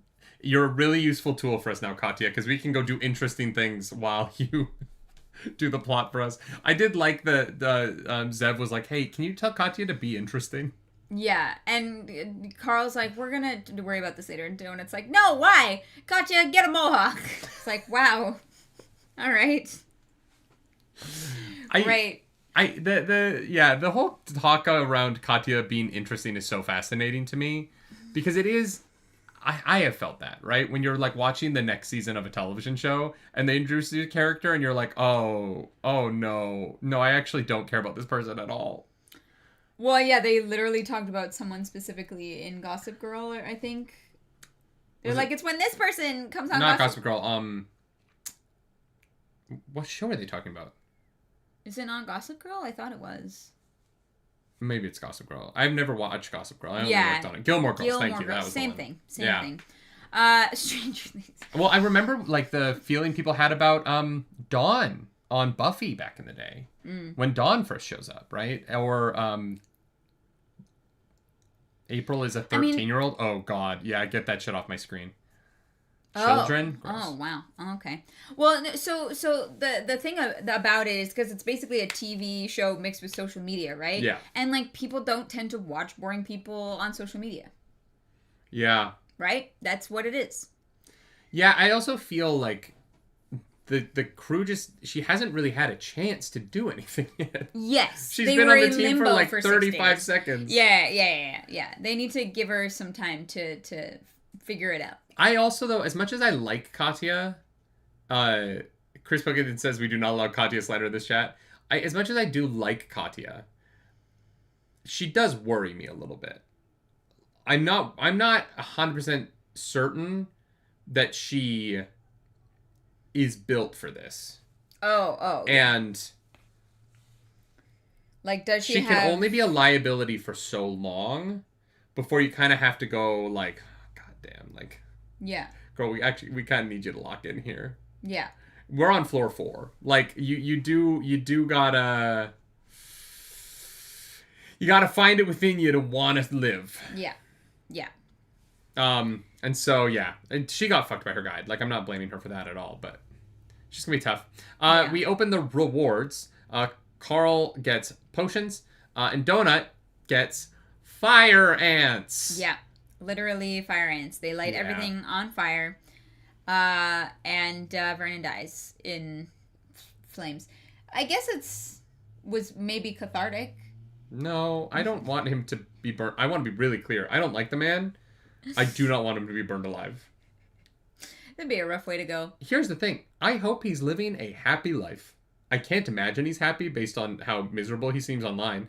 But I hope he's happy. I want people to generally be happy. I'm not hateful like that. No, that's the difference between you and me. I can hate him and want him to be okay. Do you know what I mean? Sure. I want to be very clear. I am not wishing pain or death upon anybody. That's just not me. I actively want you to be okay enough that you leave other people alone. Sure. But also I hope that you get ants. Okay. What? That's just like on his property. Like that he has to deal with it. That's what I mean. Yeah, the minor inconvenience of being like, fuck. It's very frustrating and annoying. There's ants on my property. And I hope that minor inconvenience plagues you for the rest of your life. Yeah. Unless you like ants, then I don't know. I mean, maybe he wants an ant farm and he collects them. Maybe. I don't know if you can just collect them, right? Because you have to find the queen or something. I don't know how ants work. I've only seen the movie Ants, and it's pretty ballin'. Remember when Ants and A Bug Life came out in the same year? Yeah. That shit's crazy. Yeah. There was an ant craze, I guess. I don't know why. Or when Tarzan and The Legend of Tarzan came out in the same year. Yeah. And then the next year it was Hercules, and there were 2 Tarzan movies, and the next year was 2 Hercules movies.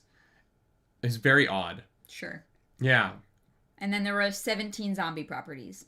Well, but those aren't literally like the same thing. No, I know. Yeah. Oh my god. Deep Impact and Armageddon, hell yeah. Except both of those movies rock. The difference between that and like the 2 Hercules movies and the 2 Tarzan movies is only one of the Tarzan and Hercules movies was good. Volcano and Dante's Peak, I've never seen either of those, but I've heard they're both good. I don't know. Yeah. Yeah. Have you seen Deep Impact? Oh shit, I love Deep Impact. Armageddon, so good. Sure. So good. I love a disaster movie where we can stop the disaster.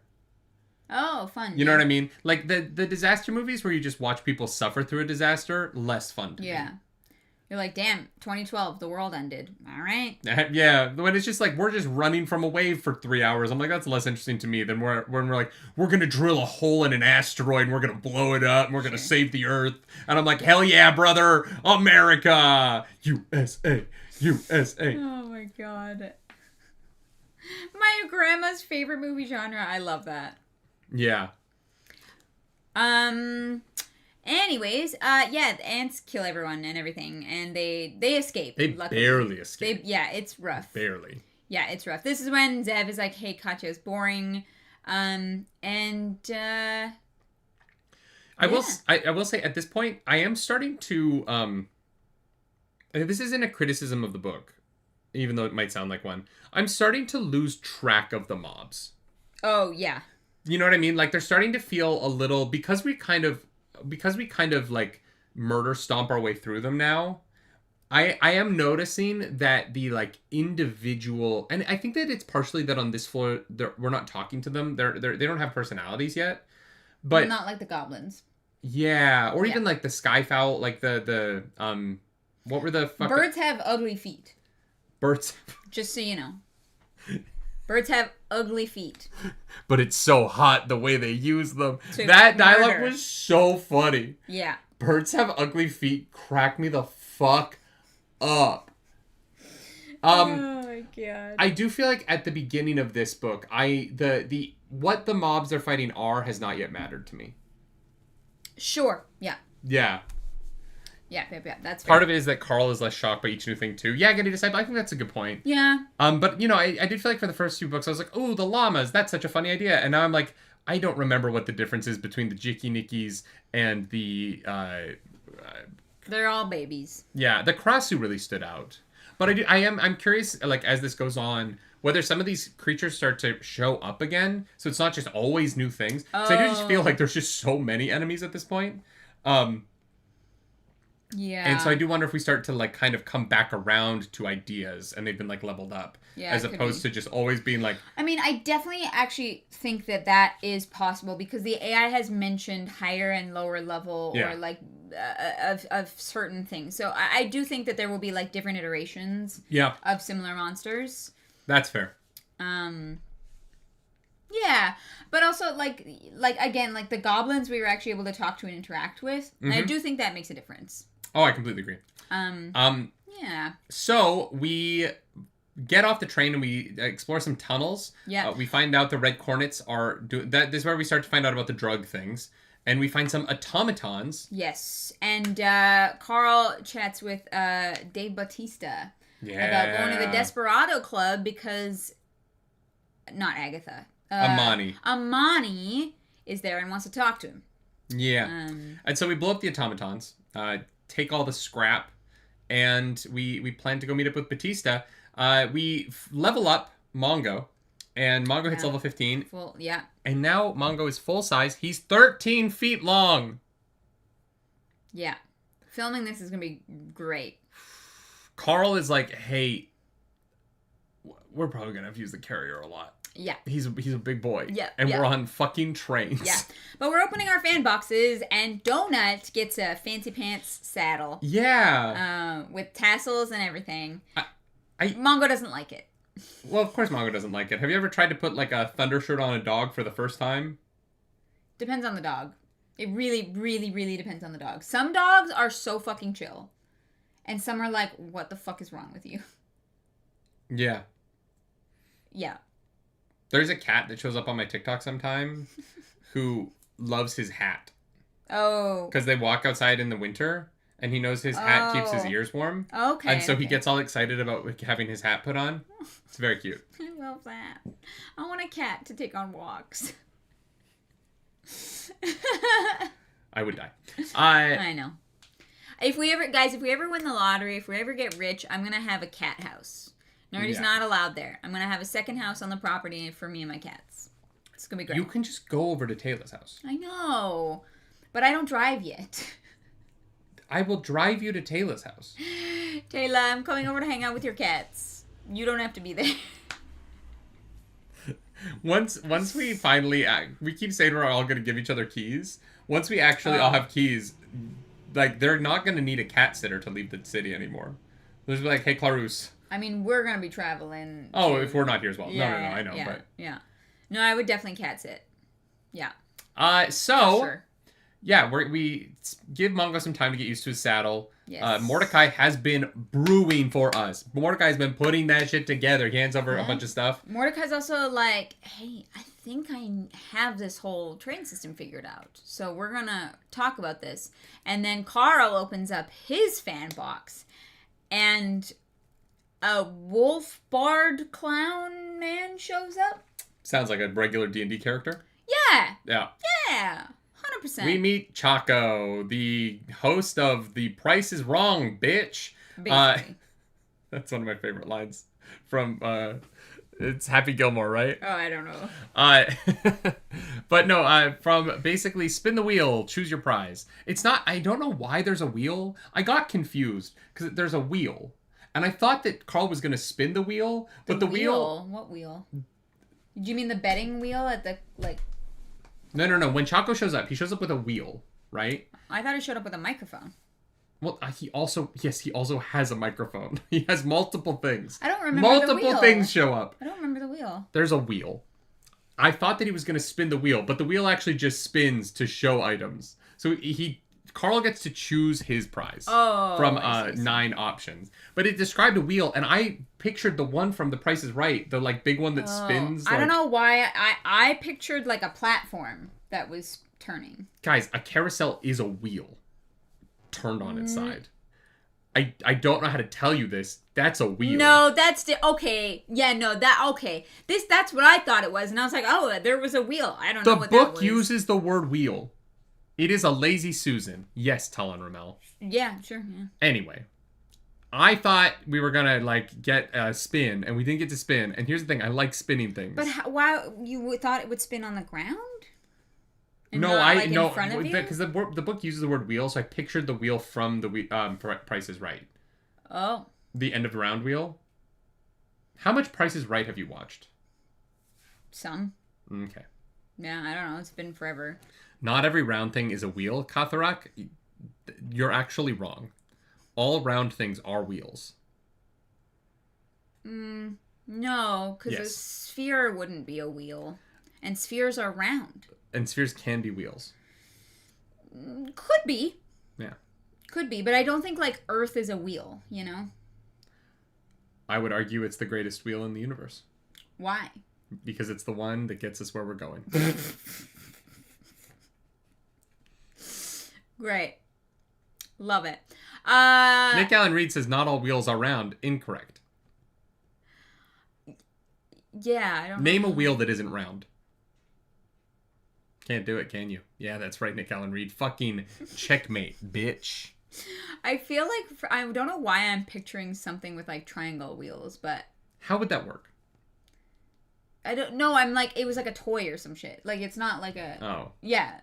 Isn't there an episode of Mythbusters where they see, like, how fast you have to drive for square wheels to work? Oh. That's an episode of Mythbusters, right? No, Nerdy, the Earth is a hamster ball, which is a wheel. No, a hamster wheel is different than a hamster ball. No, they're both wheels, though. No. Yeah. No. Because they don't take a vehicle somewhere. You can have a wheel without a vehicle. Oh, yeah? How?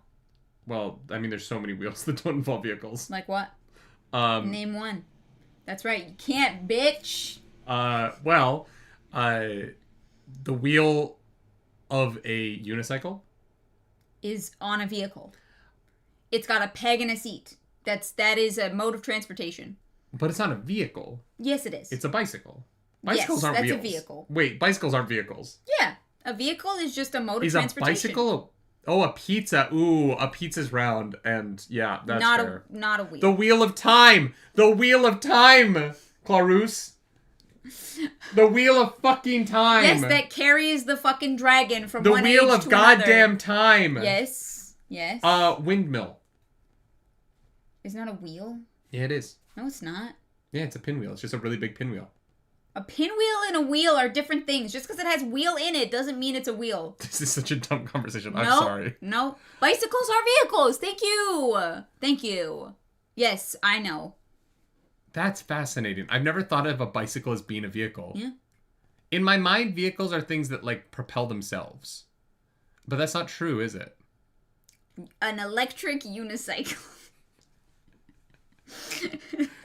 That's gotta exist. Probably. There's no way it doesn't exist. Oh my god. I want to know if an electric unicycle exists.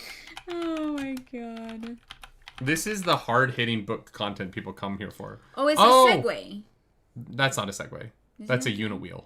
A Uniwheel. Yeah. They're popular in New York. Okay. All right. Reach up to speeds of 70 kilometers an hour? Holy shit. I could never. That scares the shit out of me. Anyway, so Carl picks the Anarchists cookbook. The Dungeon Anarchists cookbook. Wait. Before we get there, Yeah. Chaco shows up and Mordecai tries to kill him. Right. And Mordecai gets put on timeout for Mordecai's 7 days. Motherfucker. 7 days. We don't know what Chaco did, but we do know that Chaco also knows Odette. And I think your theory was that Odette was Mordecai's manager. You gotta have your tongue out. It's gotta be like halfway in, right? He freezes when his tongue is retracting. Oh, that's right. Yeah, there you go. Screenshot that. Don't do it. No, I like this a lot. I like Chaco. Why? Because I liked the narrative of Mordecai and his problems being this misunderstanding around something that Odette did. Like, I think that opens up the story in a really interesting way. Mm-hmm. That Odette was their manager. Was specifically Mordecai's manager, right? Yeah, I think so. That he did something to keep Mordecai around because he didn't want, like Chaco, in order to not lose Odette.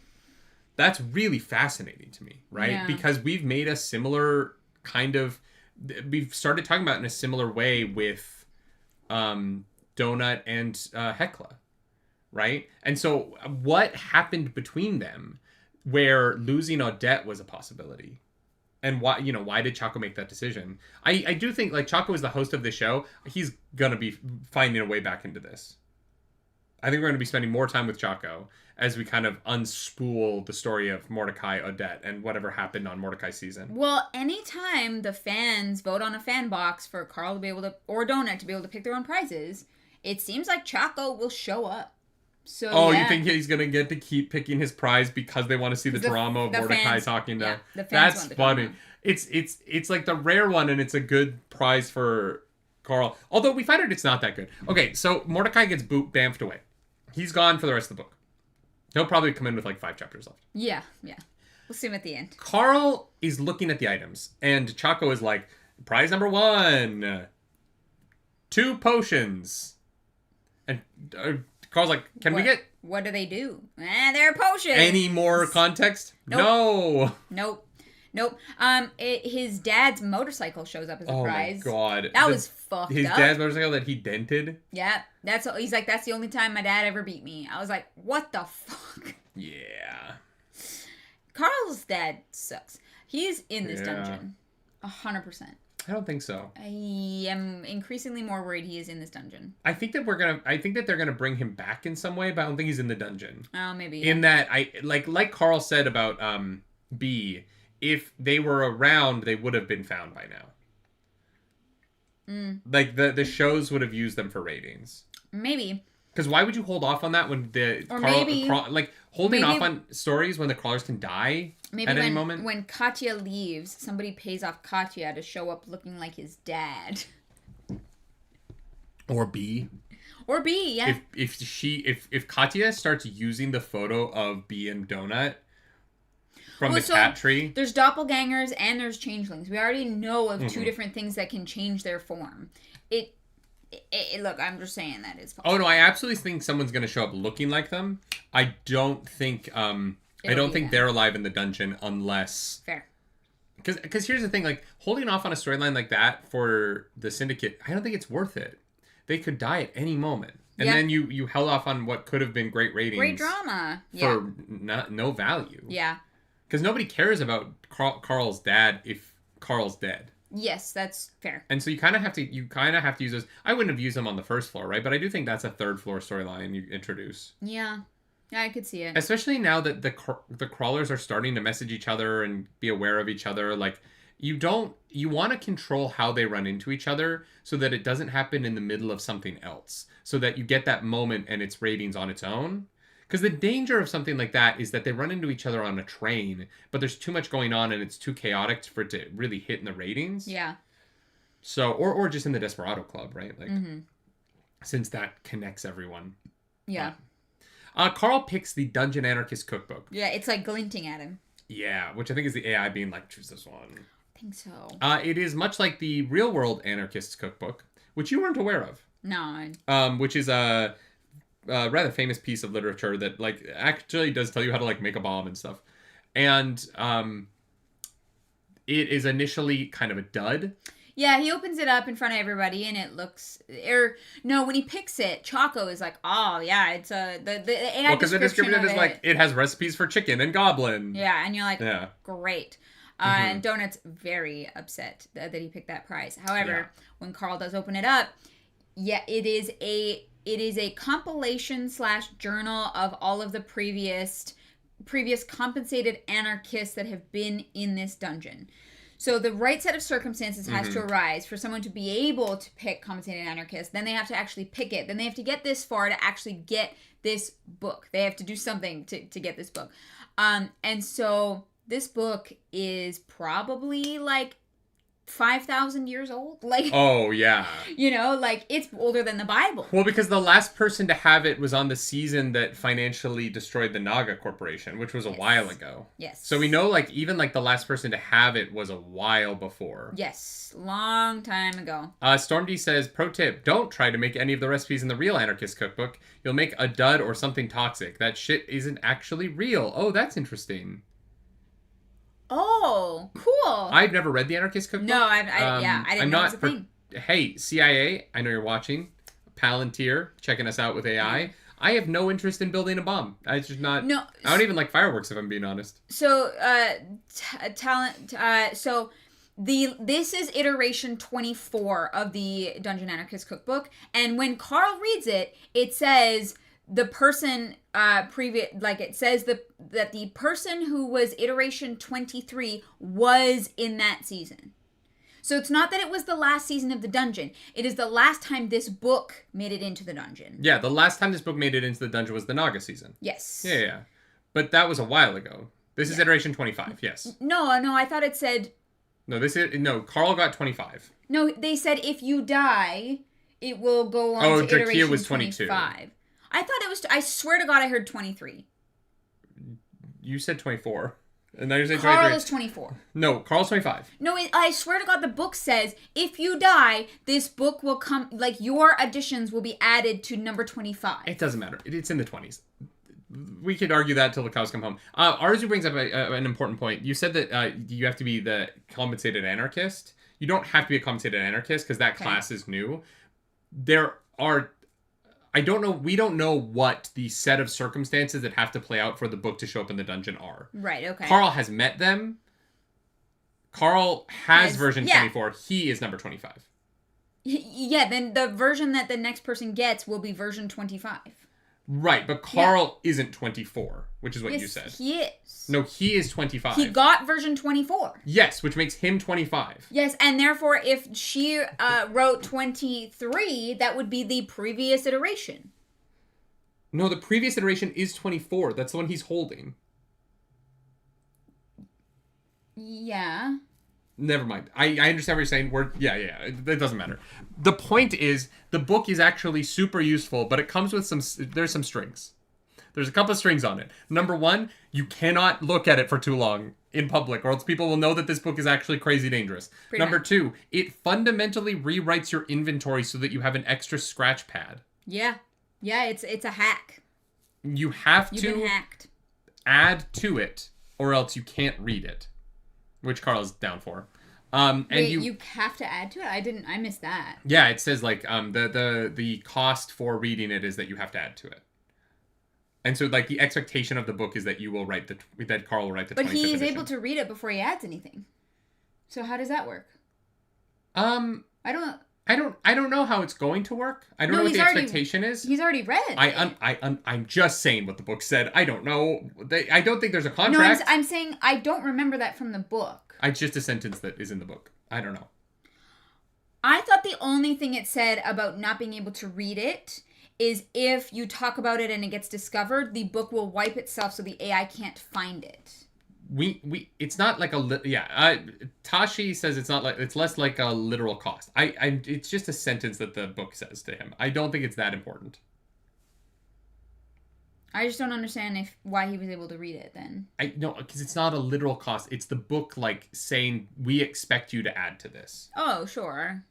That's it. I don't think that book is saying he doesn't have to add to it in order to open it. Sorry, that's what I heard you say. You have a scratch pad you have to write in to be able to read it. Okay, I understand that. The book says that you must pass your knowledge on. Mm-hmm. To be able to read it? I don't have the book in front of me. I don't remember what the exact sentence is. And so if I'm paraphrasing, I'm just saying that's it. The book says that the expectation is that if you're going to participate in reading this, that you will put more knowledge into it. Yeah. That's all. Yeah. And it hacks your system to give you a place to put the notes. So anything you put in there will be put into the book. Now, the book is sectioned out by categories. So I wonder if you have to do that or if the book will take your notes and try and like add them to the most relevant category.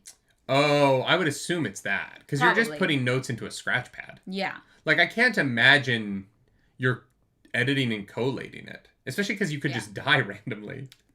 Yeah. Yeah, no, the AI is definitely doing that work. Well, and I'm so curious. I'm like, who coded this? Yeah. Like, who had enough knowledge of the dungeon to code this?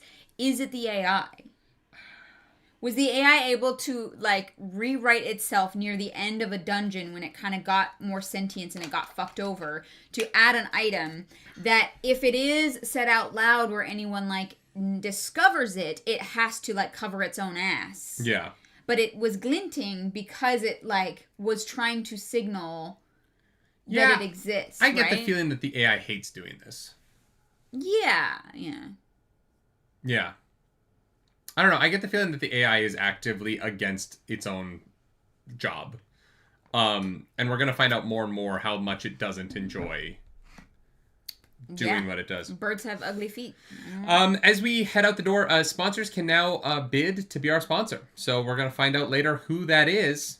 We already know. We know, obviously. But Carl and Donut go to the Desperado Club, and we hire Bomo and the Sledge to be our security. Bomo and the Sledge. And Elle and Amani are there.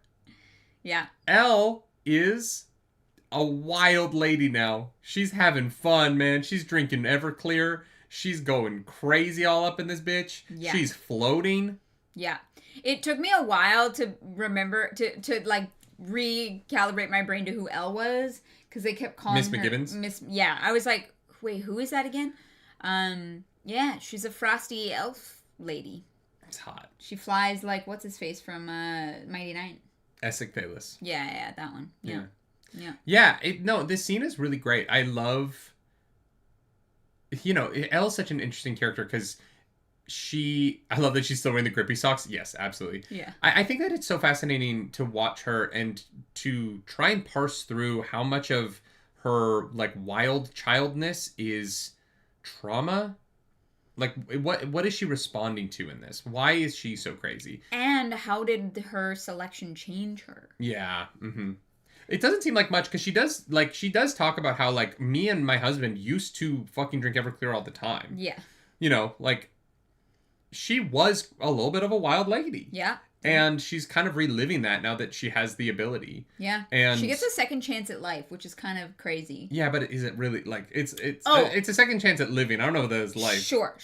That's unless she loves it here. I don't know. Which she might. She seems to really like putting icicles up people's asses. So. Yeah. They talk about Chris and Brandon and the circumstances of what happened, and that Chris has chosen a race that's like a golem type thing. He's a lava monster. It kind of makes him a little volatile and violent, and so they weren't getting along. And so we're definitely gonna see Chris again, 100%. And then Amani is a fucking fairy with translucent wings. Yeah, that she's float through people. Support class. It like buffs you if her wings touch her. You. I feel like if there is romance in these books, and I don't know that there is, right? Like, but I could see Carl and Amani being. I don't know. Yeah. I like the chemistry between the two of them. I could see if I don't know that romance happens in these books at all because I don't know how you would fit it in. But if it were to happen, I think that Amani would be a good choice for Carl. She's like she's a adult lady. Yeah.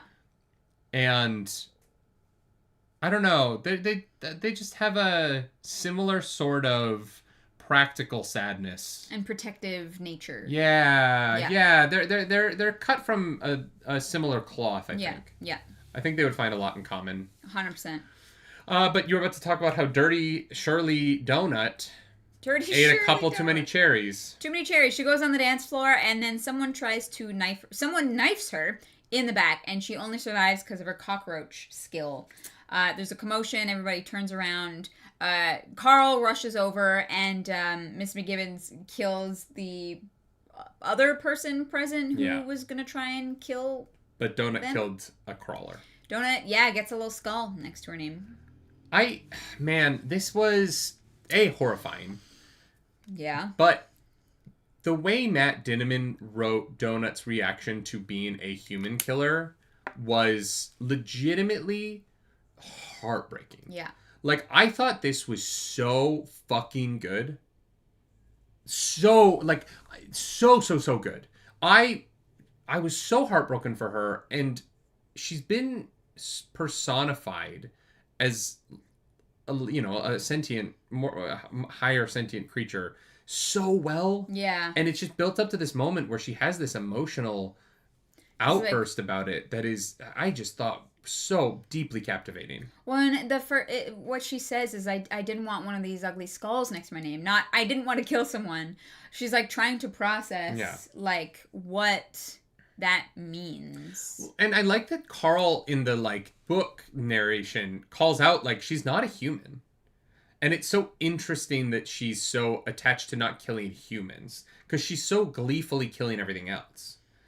And, that disconnect between everything else in the dungeon and the people from Earth is so fascinating. Mm-hmm. But I would add Mordecai to that, right? Do you think there's a floor that's all the mobs are humans?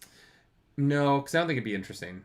No? I could see there being an enemy and a boss that's a human. But I think that if it's a whole floor, I feel for the book that would get really repetitive. For the book, for sure. I just mean because you've taken humans from I wonder if there is a floor of each season that takes the race that they were before, whatever it was, and kind of throws it back in their face to see who's actually violent enough to survive. That's interesting. It's totally possible. I don't know. It may not be a whole floor, but I could see it being a city or something. Yeah, maybe. Because Skyfowl exist, I could see humans having a settlement. Especially if they're not Earth humans, but they're humans from another planet. Yeah. Right? I don't know. Humans are so squishy and easy to murder. Carl isn't, so... Yeah, they just need to get the pedicure buffs. Should I get a pedicure? We should both go. All right, honestly. Let's go after book club. Today? No, we've... The electrician coming in. Yeah. I was joking. Tomorrow. Anyway. Donut, man, it's so sad. We get a apology from Astrid, who I have a feeling is going to be important in these books. She's the manager. She's level 100 and something or something crazy. She's crazy. She's a little fairy, and she refunds them for security and is like, you get free security anytime you're here. Yeah. And Carl's like, okay, we want these guys. We really like them. Bomo and the sledge. We want them. It's a really sweet moment because they didn't do anything wrong. Yeah, Carl's like, this was not their fault. And, they would have gotten punished. They would have been, had something stripped from them. And I think that I do like Carl does really have the working man, like, average guy kind of vibe to him. Yeah. And, like, the understanding of, like, these guys are just doing their job and they did their best, but, like, what were they going to do? Yeah, exactly. Like, and it is the problem with security in a lot of these situations is security mostly exists as a deterrent, but if someone is a deterrent to desire, not to action. But security can only do so much on a dance floor. Yeah. You know what I mean? Like, they're not omnipotent. With a sneaky insta-kill knife, like, yeah, 100%. Yeah. It's a good moment. We go gamble a little bit, and Carl plays basically roulette. And I thought this was like Wheel of Fortune. Sure. Yeah. Yeah. Okay. I don't know. Wheel of Fortune and roulette are kind of the similar. Yeah, they spin a wheel, get a prize, and because he's got the token, it takes away most of the negative prizes. So Carl's like, okay, sure, yeah, I'll do that. There's only 2 left on the board. One is this guy stabs me, which I can probably survive, and the other is nothing. Nothing is fine. There's nothing wrong with nothing. And so as the wheel is spinning, he looks over at the person next to him who rolls nothing, and then drops through the floor and is gone. And he's like, oh, nothing is in, like, nothing, no living after this moment. Yeah. Okay. Interesting. But don't worry, chat. Yeah. We got an upgrade to the toe ring. Yeah. Yeah. We avoided nothing. Hell yeah. Those grippers! Yeah. We get back to Katya, who's been working with her makeup table, which she upgraded, and I'm sure Mordecai is going to love to hear about when he gets back. If Mordecai didn't want her to upgrade the table, he shouldn't have attacked someone in a safe room. Yes. 100%. But she's done it. She's looking more normal. She's looking more. The like trend of your vocal line going up at the end of that sentence. Yeah, it's like, I don't know. Yeah. She's working on it, and it doesn't hurt to change her appearance at the makeup table. Yeah, which is a nice gift. Yeah, that is a gift. It is the small miracles. Yeah. They all train, do a bunch of stuff. Mm-hmm. And now it's time to go out and try out Carl's new jelly bombs. We go get on the ochre line, which is a color. Yeah. If you've ever listened to Joseph and the Amusing Technicolor Dreamcoat. I'm not gonna lie, ochre. That's how I learned ochre. That's the only time I've ever heard the word ochre. Same. Could you tell me what color ochre is? Because I have literally no idea. I'm pretty sure it's a reddish color. It's like a darker, a red-ish color. It's like so funny. It's like a darker, like reddish. Oh, never mind. It's yellow. Never mind. I wasn't like super far off. That looks like kind of orangey, and red and orange are like beside one another. So yeah. Yeah. This is basically like orangey, browny, yellowy. Sure, it's yellow. I wouldn't call that yellow. I would call that orange. It's definitely closer to orange. It's like mustardy almost. Yeah, I agree with that. I just think it's very funny that you were like, it's reddish. Yeah, that's what I thought it was. I trust you on color shit, because I don't know shit. There's blue, there's red, there's green, there's yellow, there's purple, and there's black. I do know some colors, but I'm not an expert by any means. Yeah. But sometimes you're like, that's salmon, and I'm like, it's fucking pink. I don't know. I just know that, like, periwinkle is not what a lot of people think it is, and because they've never watched Blue's Clues, and that's just unfortunate. Because periwinkle is like a light pink, right? It's like a pinky kind of. Isn't the girl dog from Blue's Clues pink? Magenta. Magenta. I think it's magenta. Wow. You gonna call me racist again? Yeah. It's like a. Yeah, like a very light, like bluish, purple-ish, but more leaning towards blue generally. Cool. Yeah. Good for periwinkle. You keep talking about periwinkle. I'm gonna go pee. Periwinkle was the cat. Sure. Yeah. That's why you remember it. Yeah. Of course. No one is surprised at this point. Yeah, light blue, slightly purple. Thank you. Puce is always my favorite color to see people know. Puce is an ugly fucking color. I'm sorry. It had to be said. I also do think chartreuse is an ugly color. It's not my vibe. But a lot of colors I did learn from Blue's Clues. So, I don't know what that says about me. There is a game, actually. There's a board game that deals with, like, colors. It's very fun. It is The Color of Fleas. Yeah, it's a ugly fucking color. If you ever want to describe something nasty, you use puce, for sure. I'd call it burnt orange. See, I wouldn't call it burnt orange. Burnt orange to me is more like fall leaves. Like, we have, like, a burnt orange, like, blanket. And, yeah, I mean, I guess it's much, like, darker. It's much more, like, orange. But it's kind of, like, I find it, like this is similar to, like, rust. Rust orange, burnt orange, very similar color families. Maybe why it's so close to puke. Exactly. Yeah, no, puce is an ugly color. Anyways, oh, that was so fast. We're just talking about puce. Sure. I don't think Nerdy knows what that color is. I do. It's like a purpley. It's like a darky purpley kind of color, right? It's an ugly color. Yeah, it's like dark, like brownish purplish. Yeah. Yeah. It's a valuable color. It's ugly. All colors have value. Sure. Some of them are ugly. Wow, that's racist. You said it multiple times at the beginning of this episode in ways that didn't make sense, and so I'm throwing your joke back in your face. Sure. All right. Miss McGibbons lets us know that there is another Krakarin boss. Every 5 stations. So that's going to be fun to deal with, eventually. Not if we don't have to fight them. Just let them make their drugs. Who cares? Sure. It does seem like if the monsters on this floor don't get their drugs, they're going to keep leveling up, like the fucking hornet things from Oh, interesting. Maybe. floor 2. And so let them keep having their drugs. So Carl blows up the train. Derails? Yeah. He uses his bombs to blow up the train.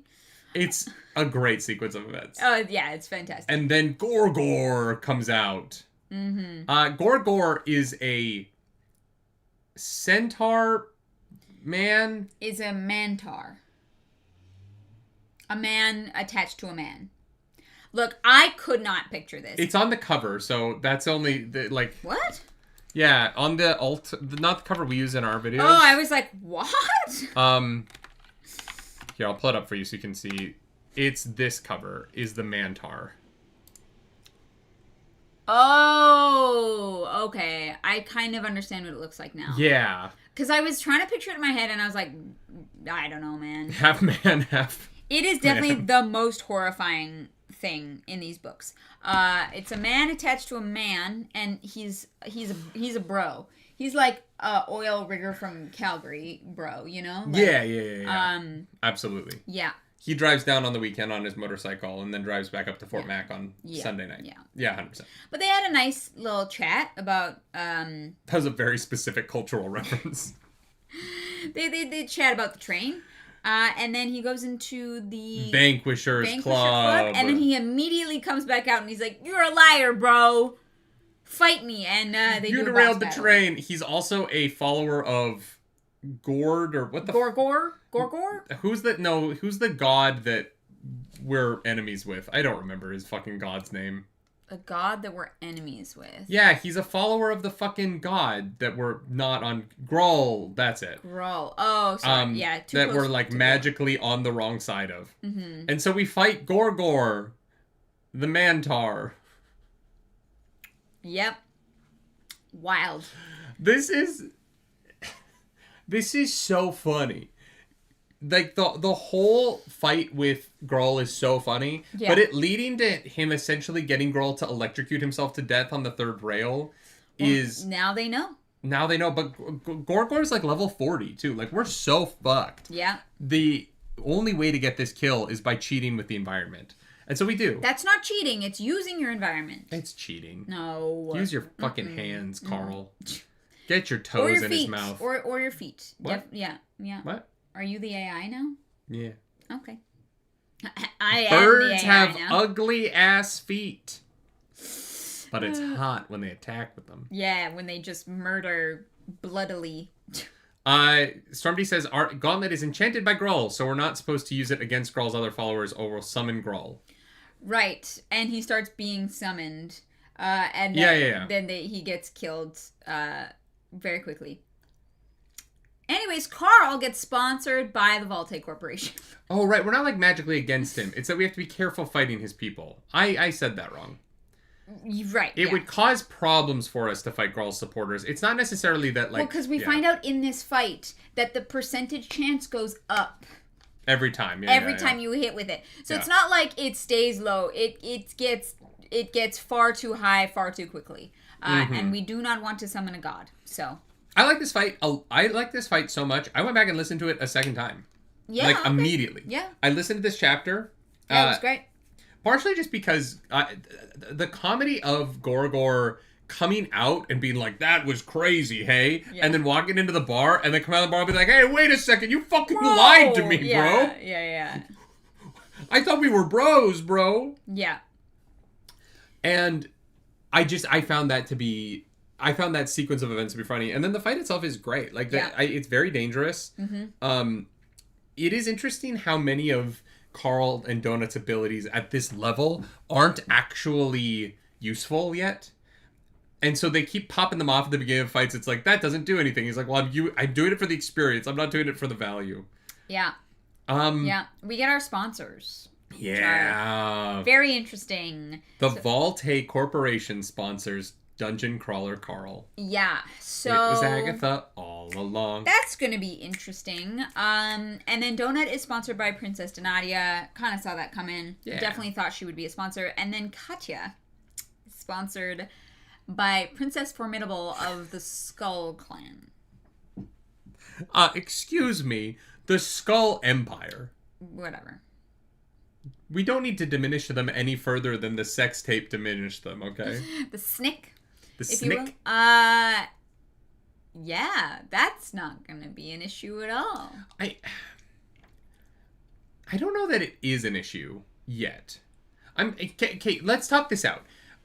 The Volte Corporation first. Fascinating, because they want the crawl to go on longer to financially ruin Borant, right? Mm-hmm. And so the Volte Corporation has interests in the crawl not being shorter. Yeah. So I do think they're going to be regularly helpful of... Oh, I definitely think that they are a helpful sponsor. I think they genuinely are on Carl's side for now. But they are a corporation, and corporations aren't your friends. So that's interesting. Princess Donatia is actually not that interesting for Donut. It's cute, and, like, I like that they have a little friendship. It makes the most sense, and, like, the fact that we've actually gotten to, like, meet her before this is fun. I enjoy that she's still part of the story. What possible way in which... How could a sponsor fuck up Katya? Is a question that I don't really know, like... I don't know about fucking up Katya, but, like, incentivizing her to fuck them over... Oh, that's interesting. Was my first thought. See, the problem with that is that Katya can't receive messages from them. Katya can message them, but it can't go the other way. So they can't, like... They can't, like, fuck her over in that way. Arzu says they can just never send her anything. Katya's not popular, though, so I don't know that she would have a sponsor that would send her anything. So, that being said... Someone has already hacked the dungeon to provide the cookbook. Is it possible that the Skull Empire can hack into a way into sending her messages? Or bringing her on a show where they can speak to her or something along those lines. That's interesting. Because I believe because they're all in the same party, I do believe that Zev is still in charge of the shows and where they go. Yeah. I don't know if they can split up and do different shows. Well, here's the thing. And this is a question that I would like an answer to, actually. Why did Zev let this happen? Because doesn't Zev have to accept the sponsorships? I don't think she can accept or deny. I think she is merely a facilitator of the bidding. That seems broken. It feels like they're... But I also don't know, is Zev Katya's... She has to be. Zev has to be Katya's media manager as well right now, right? Yes, I believe so. I don't know. It's interesting. I'm very much looking forward to see how this plays out. It might not matter until we get to like the 9th floor, but yeah. Who knows? No, I am curious moving forward. I do think that it's going to be important. At first, Carl was like, "Oh fuck, the Skull Empire is sponsoring you," and then my second thought after like, "Oh shit, that's bad," was, but like, how could it be other than just not getting stuff from them? Mm-hmm. I guess it could be like the B photo with Donut, where it could be that like they send Katya stuff that's gonna be emotionally difficult for Carl and Donut. I don't know. Yeah. Yeah, it's just interesting. Yeah. I haven't quite been able to figure out what the downside is other than Katya not getting stuff. But Katya being boring when she gets stuff. Princess Formidable hated her brothers. The twist is that she ends up being the best sponsor of the 3 because she hates or she's also an anarchist. No, and she's trying to bring it down. It's not that. It's that she is in love with Carl. Maybe. No, I think if she ends up being on their side, I think the most logical thing is that she wants Carl to kill her brother.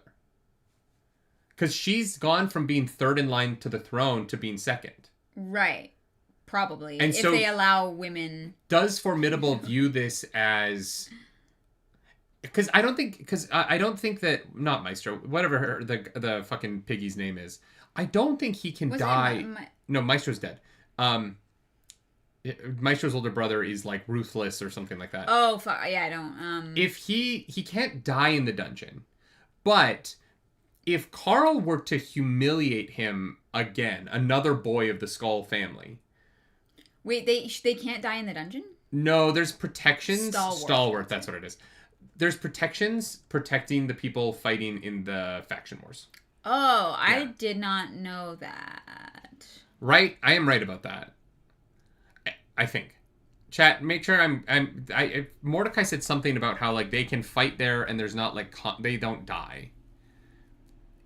So okay. You are right. Yeah, okay. So she doesn't need Stalwart to die in the dungeon because he can't die.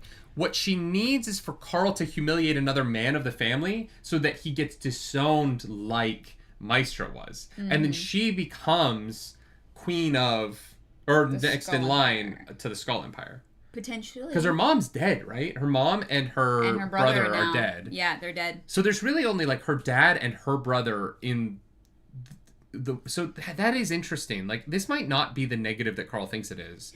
Depending on how ruthless she is in terms of trying to become the leader of her family. Yeah. Yeah. That would be a cool twist. I would enjoy that. Yeah, I definitely think that is possible. You got to take credit for that one if it happens, babe. You called it. So we head into the final chapter of the week, which is a very fun reaction, because we get a little bit of information from Amani helping us fill in this like idea of the cycle of drugs that all the monsters are on. And then we get onto the Dismemberment Limited. So there's a sick-ass fight. There are things in this world called fleshers. Mm-hmm. Fleshers are the dead flesh of people who fell in combat that have then had a spell cast on them. Yeah. That makes them become gross bundles of flesh that try and consume other people's bodies so that they can have their bones. And the more times they go through this cycle, the smarter the flesher gets. Yes, but the smarter the flesher gets, the more that it signals to other fleshers around it to come and get it. And so it's a fucking nightmare. Oh, this is the grossest. Yeah, it's horrific. It's just it's a train full of like balls of flesh going. And a crazy fucking necromancer thing. And so we meet. Not Evan. What the fuck was his name? Dismember? No. Dismember was the wizard that they fight. Who's the guy they have to save? Ethan? Oh, the one that they're saving. Levi. Levi is a bundle of bones sitting at the front of a train. There's only one entrance to this train, and it's the front car. And then when they go inside, they talk to Levi, and the door closes, the train goes, and they have 19 minutes to protect Levi the 7th from the fleshers coming up the train. And the necromancer dude. Carl has this moment of realization of like, oh, we don't know what goes on these trains because everyone who gets on these trains fucking dies. Yes, dies. He's bones in a skin suit, yeah. Aren't we all? Yeah. Beyblade from Attack on Titan. Yes, they have to save Beyblade. No comment. Hey, at least it's not Aaron. I mean, kind of is. What are the Titans in Attack on Titan, if not fleshers? Oh, okay, interesting. Think about it. They're all fleshers. Anyways, the way... I like to think my muscles and organs are doing some work. Maybe. Some more than others. We're balls of meat piloting a bone mech. Pretty much. Yeah. Or we are bones piloting a meat mech. I don't know. I think we're like 100 trillion tiny organisms that are pretending to be a human. Okay. Yeah. Like the sleepless. Yeah. All right. Sure. Fair enough. Yeah. Crabs. It's just crabs. Anyways, so they get the wizard to monologue, which lets... You caught me monologuing. Which lets Donut use her hole to... Finish your sentence. You have to finish the sentence. To let Carl kill the mage. Yeah, and how does she use her hole to let Carl kill the mage? She puts her hole on the wall. And then closes her hole to crush him. Decapitate him, I guess. To dismember him. In fact. Oh my god. That since we are fans of Donut, are we Donut's holes? We are Donut's holes. We are Donut's holes. We are Donut's holes. Yeah. She has a spell that allows her to put temporary holes in things. And so they put the hole in the wall, and then Carl pulls Dismember's head through, and then she turns her spell off, which decapitates Dismember. Yeah. But yeah, it's a glory hole, if you will. It's something. I don't think she can, like, keep it up long enough for it to use it as a glory hole yet. She needs to work on her stamina. Because I think she can only hold it for, like, 15 seconds right now. Sure, maybe, yeah. But it's getting longer. She might come quick. Do cats come? Couldn't tell you. All right. Do cats have orgasms? I'm sure the male cats do. Evidence suggests that cats likely experience orgasm-like responses. Thanks, AI overview. What the fuck does that mean? Okay. I don't think male cats or most animals really make a sound when they orgasm. Oh, wow. Reddit is... Smut Club came early. Sure did. It's not, like, the most early because it is the last chapter of the book, but it's still a little early. It is unlikely that female cats enjoy mating, as the male cat has a barbed penis. Yeah. Yeah. Nah, it's pretty fucked up. Honestly, Donut should have chosen the cat girl race. I stopped listening to Deal with Work and returned to fucking what? I just wanted to know if cats have orgasms. I don't know. We're talking about Donut's glory hole. Yeah. So don't worry about it. Anyways. We've saved Levi. And that's the end of the reading this week. Yeah. We don't know if we completed the quest. We might still have fleshers to fight. Like, I don't know what happens now. Yeah, that's true. Are they like Chitauri, where the closing of the portal turns them all off, or are they like independent thinkers? Like, because I think the mage is what brought them back. If the mage is dead, do they die? Maybe, question mark. I think it's Does the spell possible. keep going? Yeah, it's possible. But does that mean that Levi dies? I mean, probably for the best, man. But that means they failed the quest. Oh. So... No, but if the quest... It depends if the quest is to keep him alive or to keep him from being eaten by the other fleshers. Sure, yes, that's fair. That is an important consideration. That is fair, yeah. And Bryce says, why do ducks even have penises? They're birds. Why can't they just have a cloaca like any other self-respecting bird? Why the corkscrew monstrosity?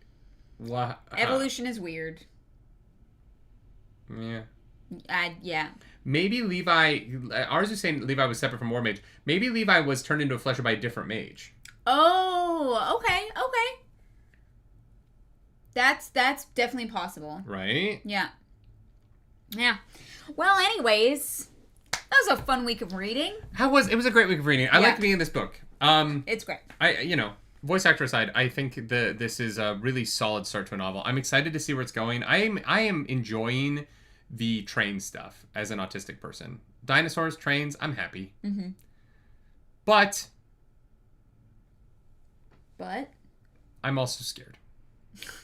This shit's a nightmare. Yeah. That's why we're not living. It's only going to get worse, too. Well, we could live it if we get the TTRPG. I will probably play it at some point. Oh. We'll put it on the list of actual plays we say we're going to make that we've not yet made. We still have to do our Stormlight actual play. We might produce our Stormlight actual play around the time Stormlight 6 comes out. Maybe in 10 years. Yeah, that's when we'll have some free time. Yeah, it's fine. Everything's fine. We will finally be done with audits and taxes by then, right? 10 years from now? Maybe. I really hope so, man. Yeah, maybe. Hey, so if you're going to start a small business, contact an accountant early. Who knows what they're doing? Often. Yeah. Who knows what they're doing is a very, very... I feel like we bring it up a lot. We're not fucked. We're just in a position where we fucked up. And so we're just digging out of a hole. It's taking a lot more time than we thought. Yeah. Between the audit and now trying to get everything back corrected so that we... This shit just takes time, and I'm like, it's time that we don't have. Moving forward, we're going to be in a better position. Yeah, yeah. We're good. Yeah. We're just, sick of paperwork. That's all. Sorry. We just bring it up a lot because it's on our shoulders a lot right now. Yeah. So. Yeah. Yeah. If you're tired of hearing us talk about it, we're tired of talking about it too. Yeah. We're going to spend the next couple of weeks getting on top of it, and then it will be done. Yeah. Chris Pilkington says that swords are a business expense, which is true because I take photos with them. So. Sure. Yeah, I do write off my swords because they are part of cosplays, and cosplay is my job. Yeah. Jenny Disciple says, keep yourself up to date on that shit. We haven't, and that's the problem. But we are going to be up to date moving forward. Yeah, now we have a better understanding of what the fuck we need to do. Not really. We just have a person who tells us what we need to do. Well, we have a better professional who understands what we need to do. Them to do what they need to do. Yeah. Yeah. Is anyone going to be at PAX East? Yeah, we're going to go to PAX East. We've changed our minds. Thinking about it. We're going. Okay, sure. Great. Come on, are we not? I don't know. This is the first I'm hearing of a final decision. If you're going to be at PAX East, let us know. We'll play some Magic. Say hi. I don't know. I'm going to bring the Teenage Mutant Ninja Turtles Commander deck, which you can watch us play on the Roleplay Relay. Go check that out. Yeah, go give those videos some love. We're going to have more stuff going up over there. Yeah. And we'll be back next week with the next chunk of books. We got some reactions for this week, don't we? What's your high of the week? My high. Okay.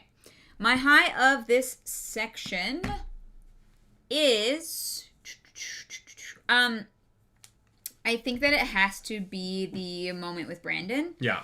I think it was so well written and impactful. Mm-hmm. And again, like you said, it lets us know that this world is fucked up and it's dangerous and that people that we meet and that we know are going to die. And it really just centers this series in a way where it could just be fun, but it's not. It has so much more to say than just being fun. What is your low?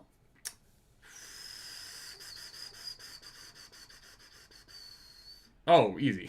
I was like, what am I even thinking about? Critical Drinker. Oh, okay, yeah, sure. Just sucks.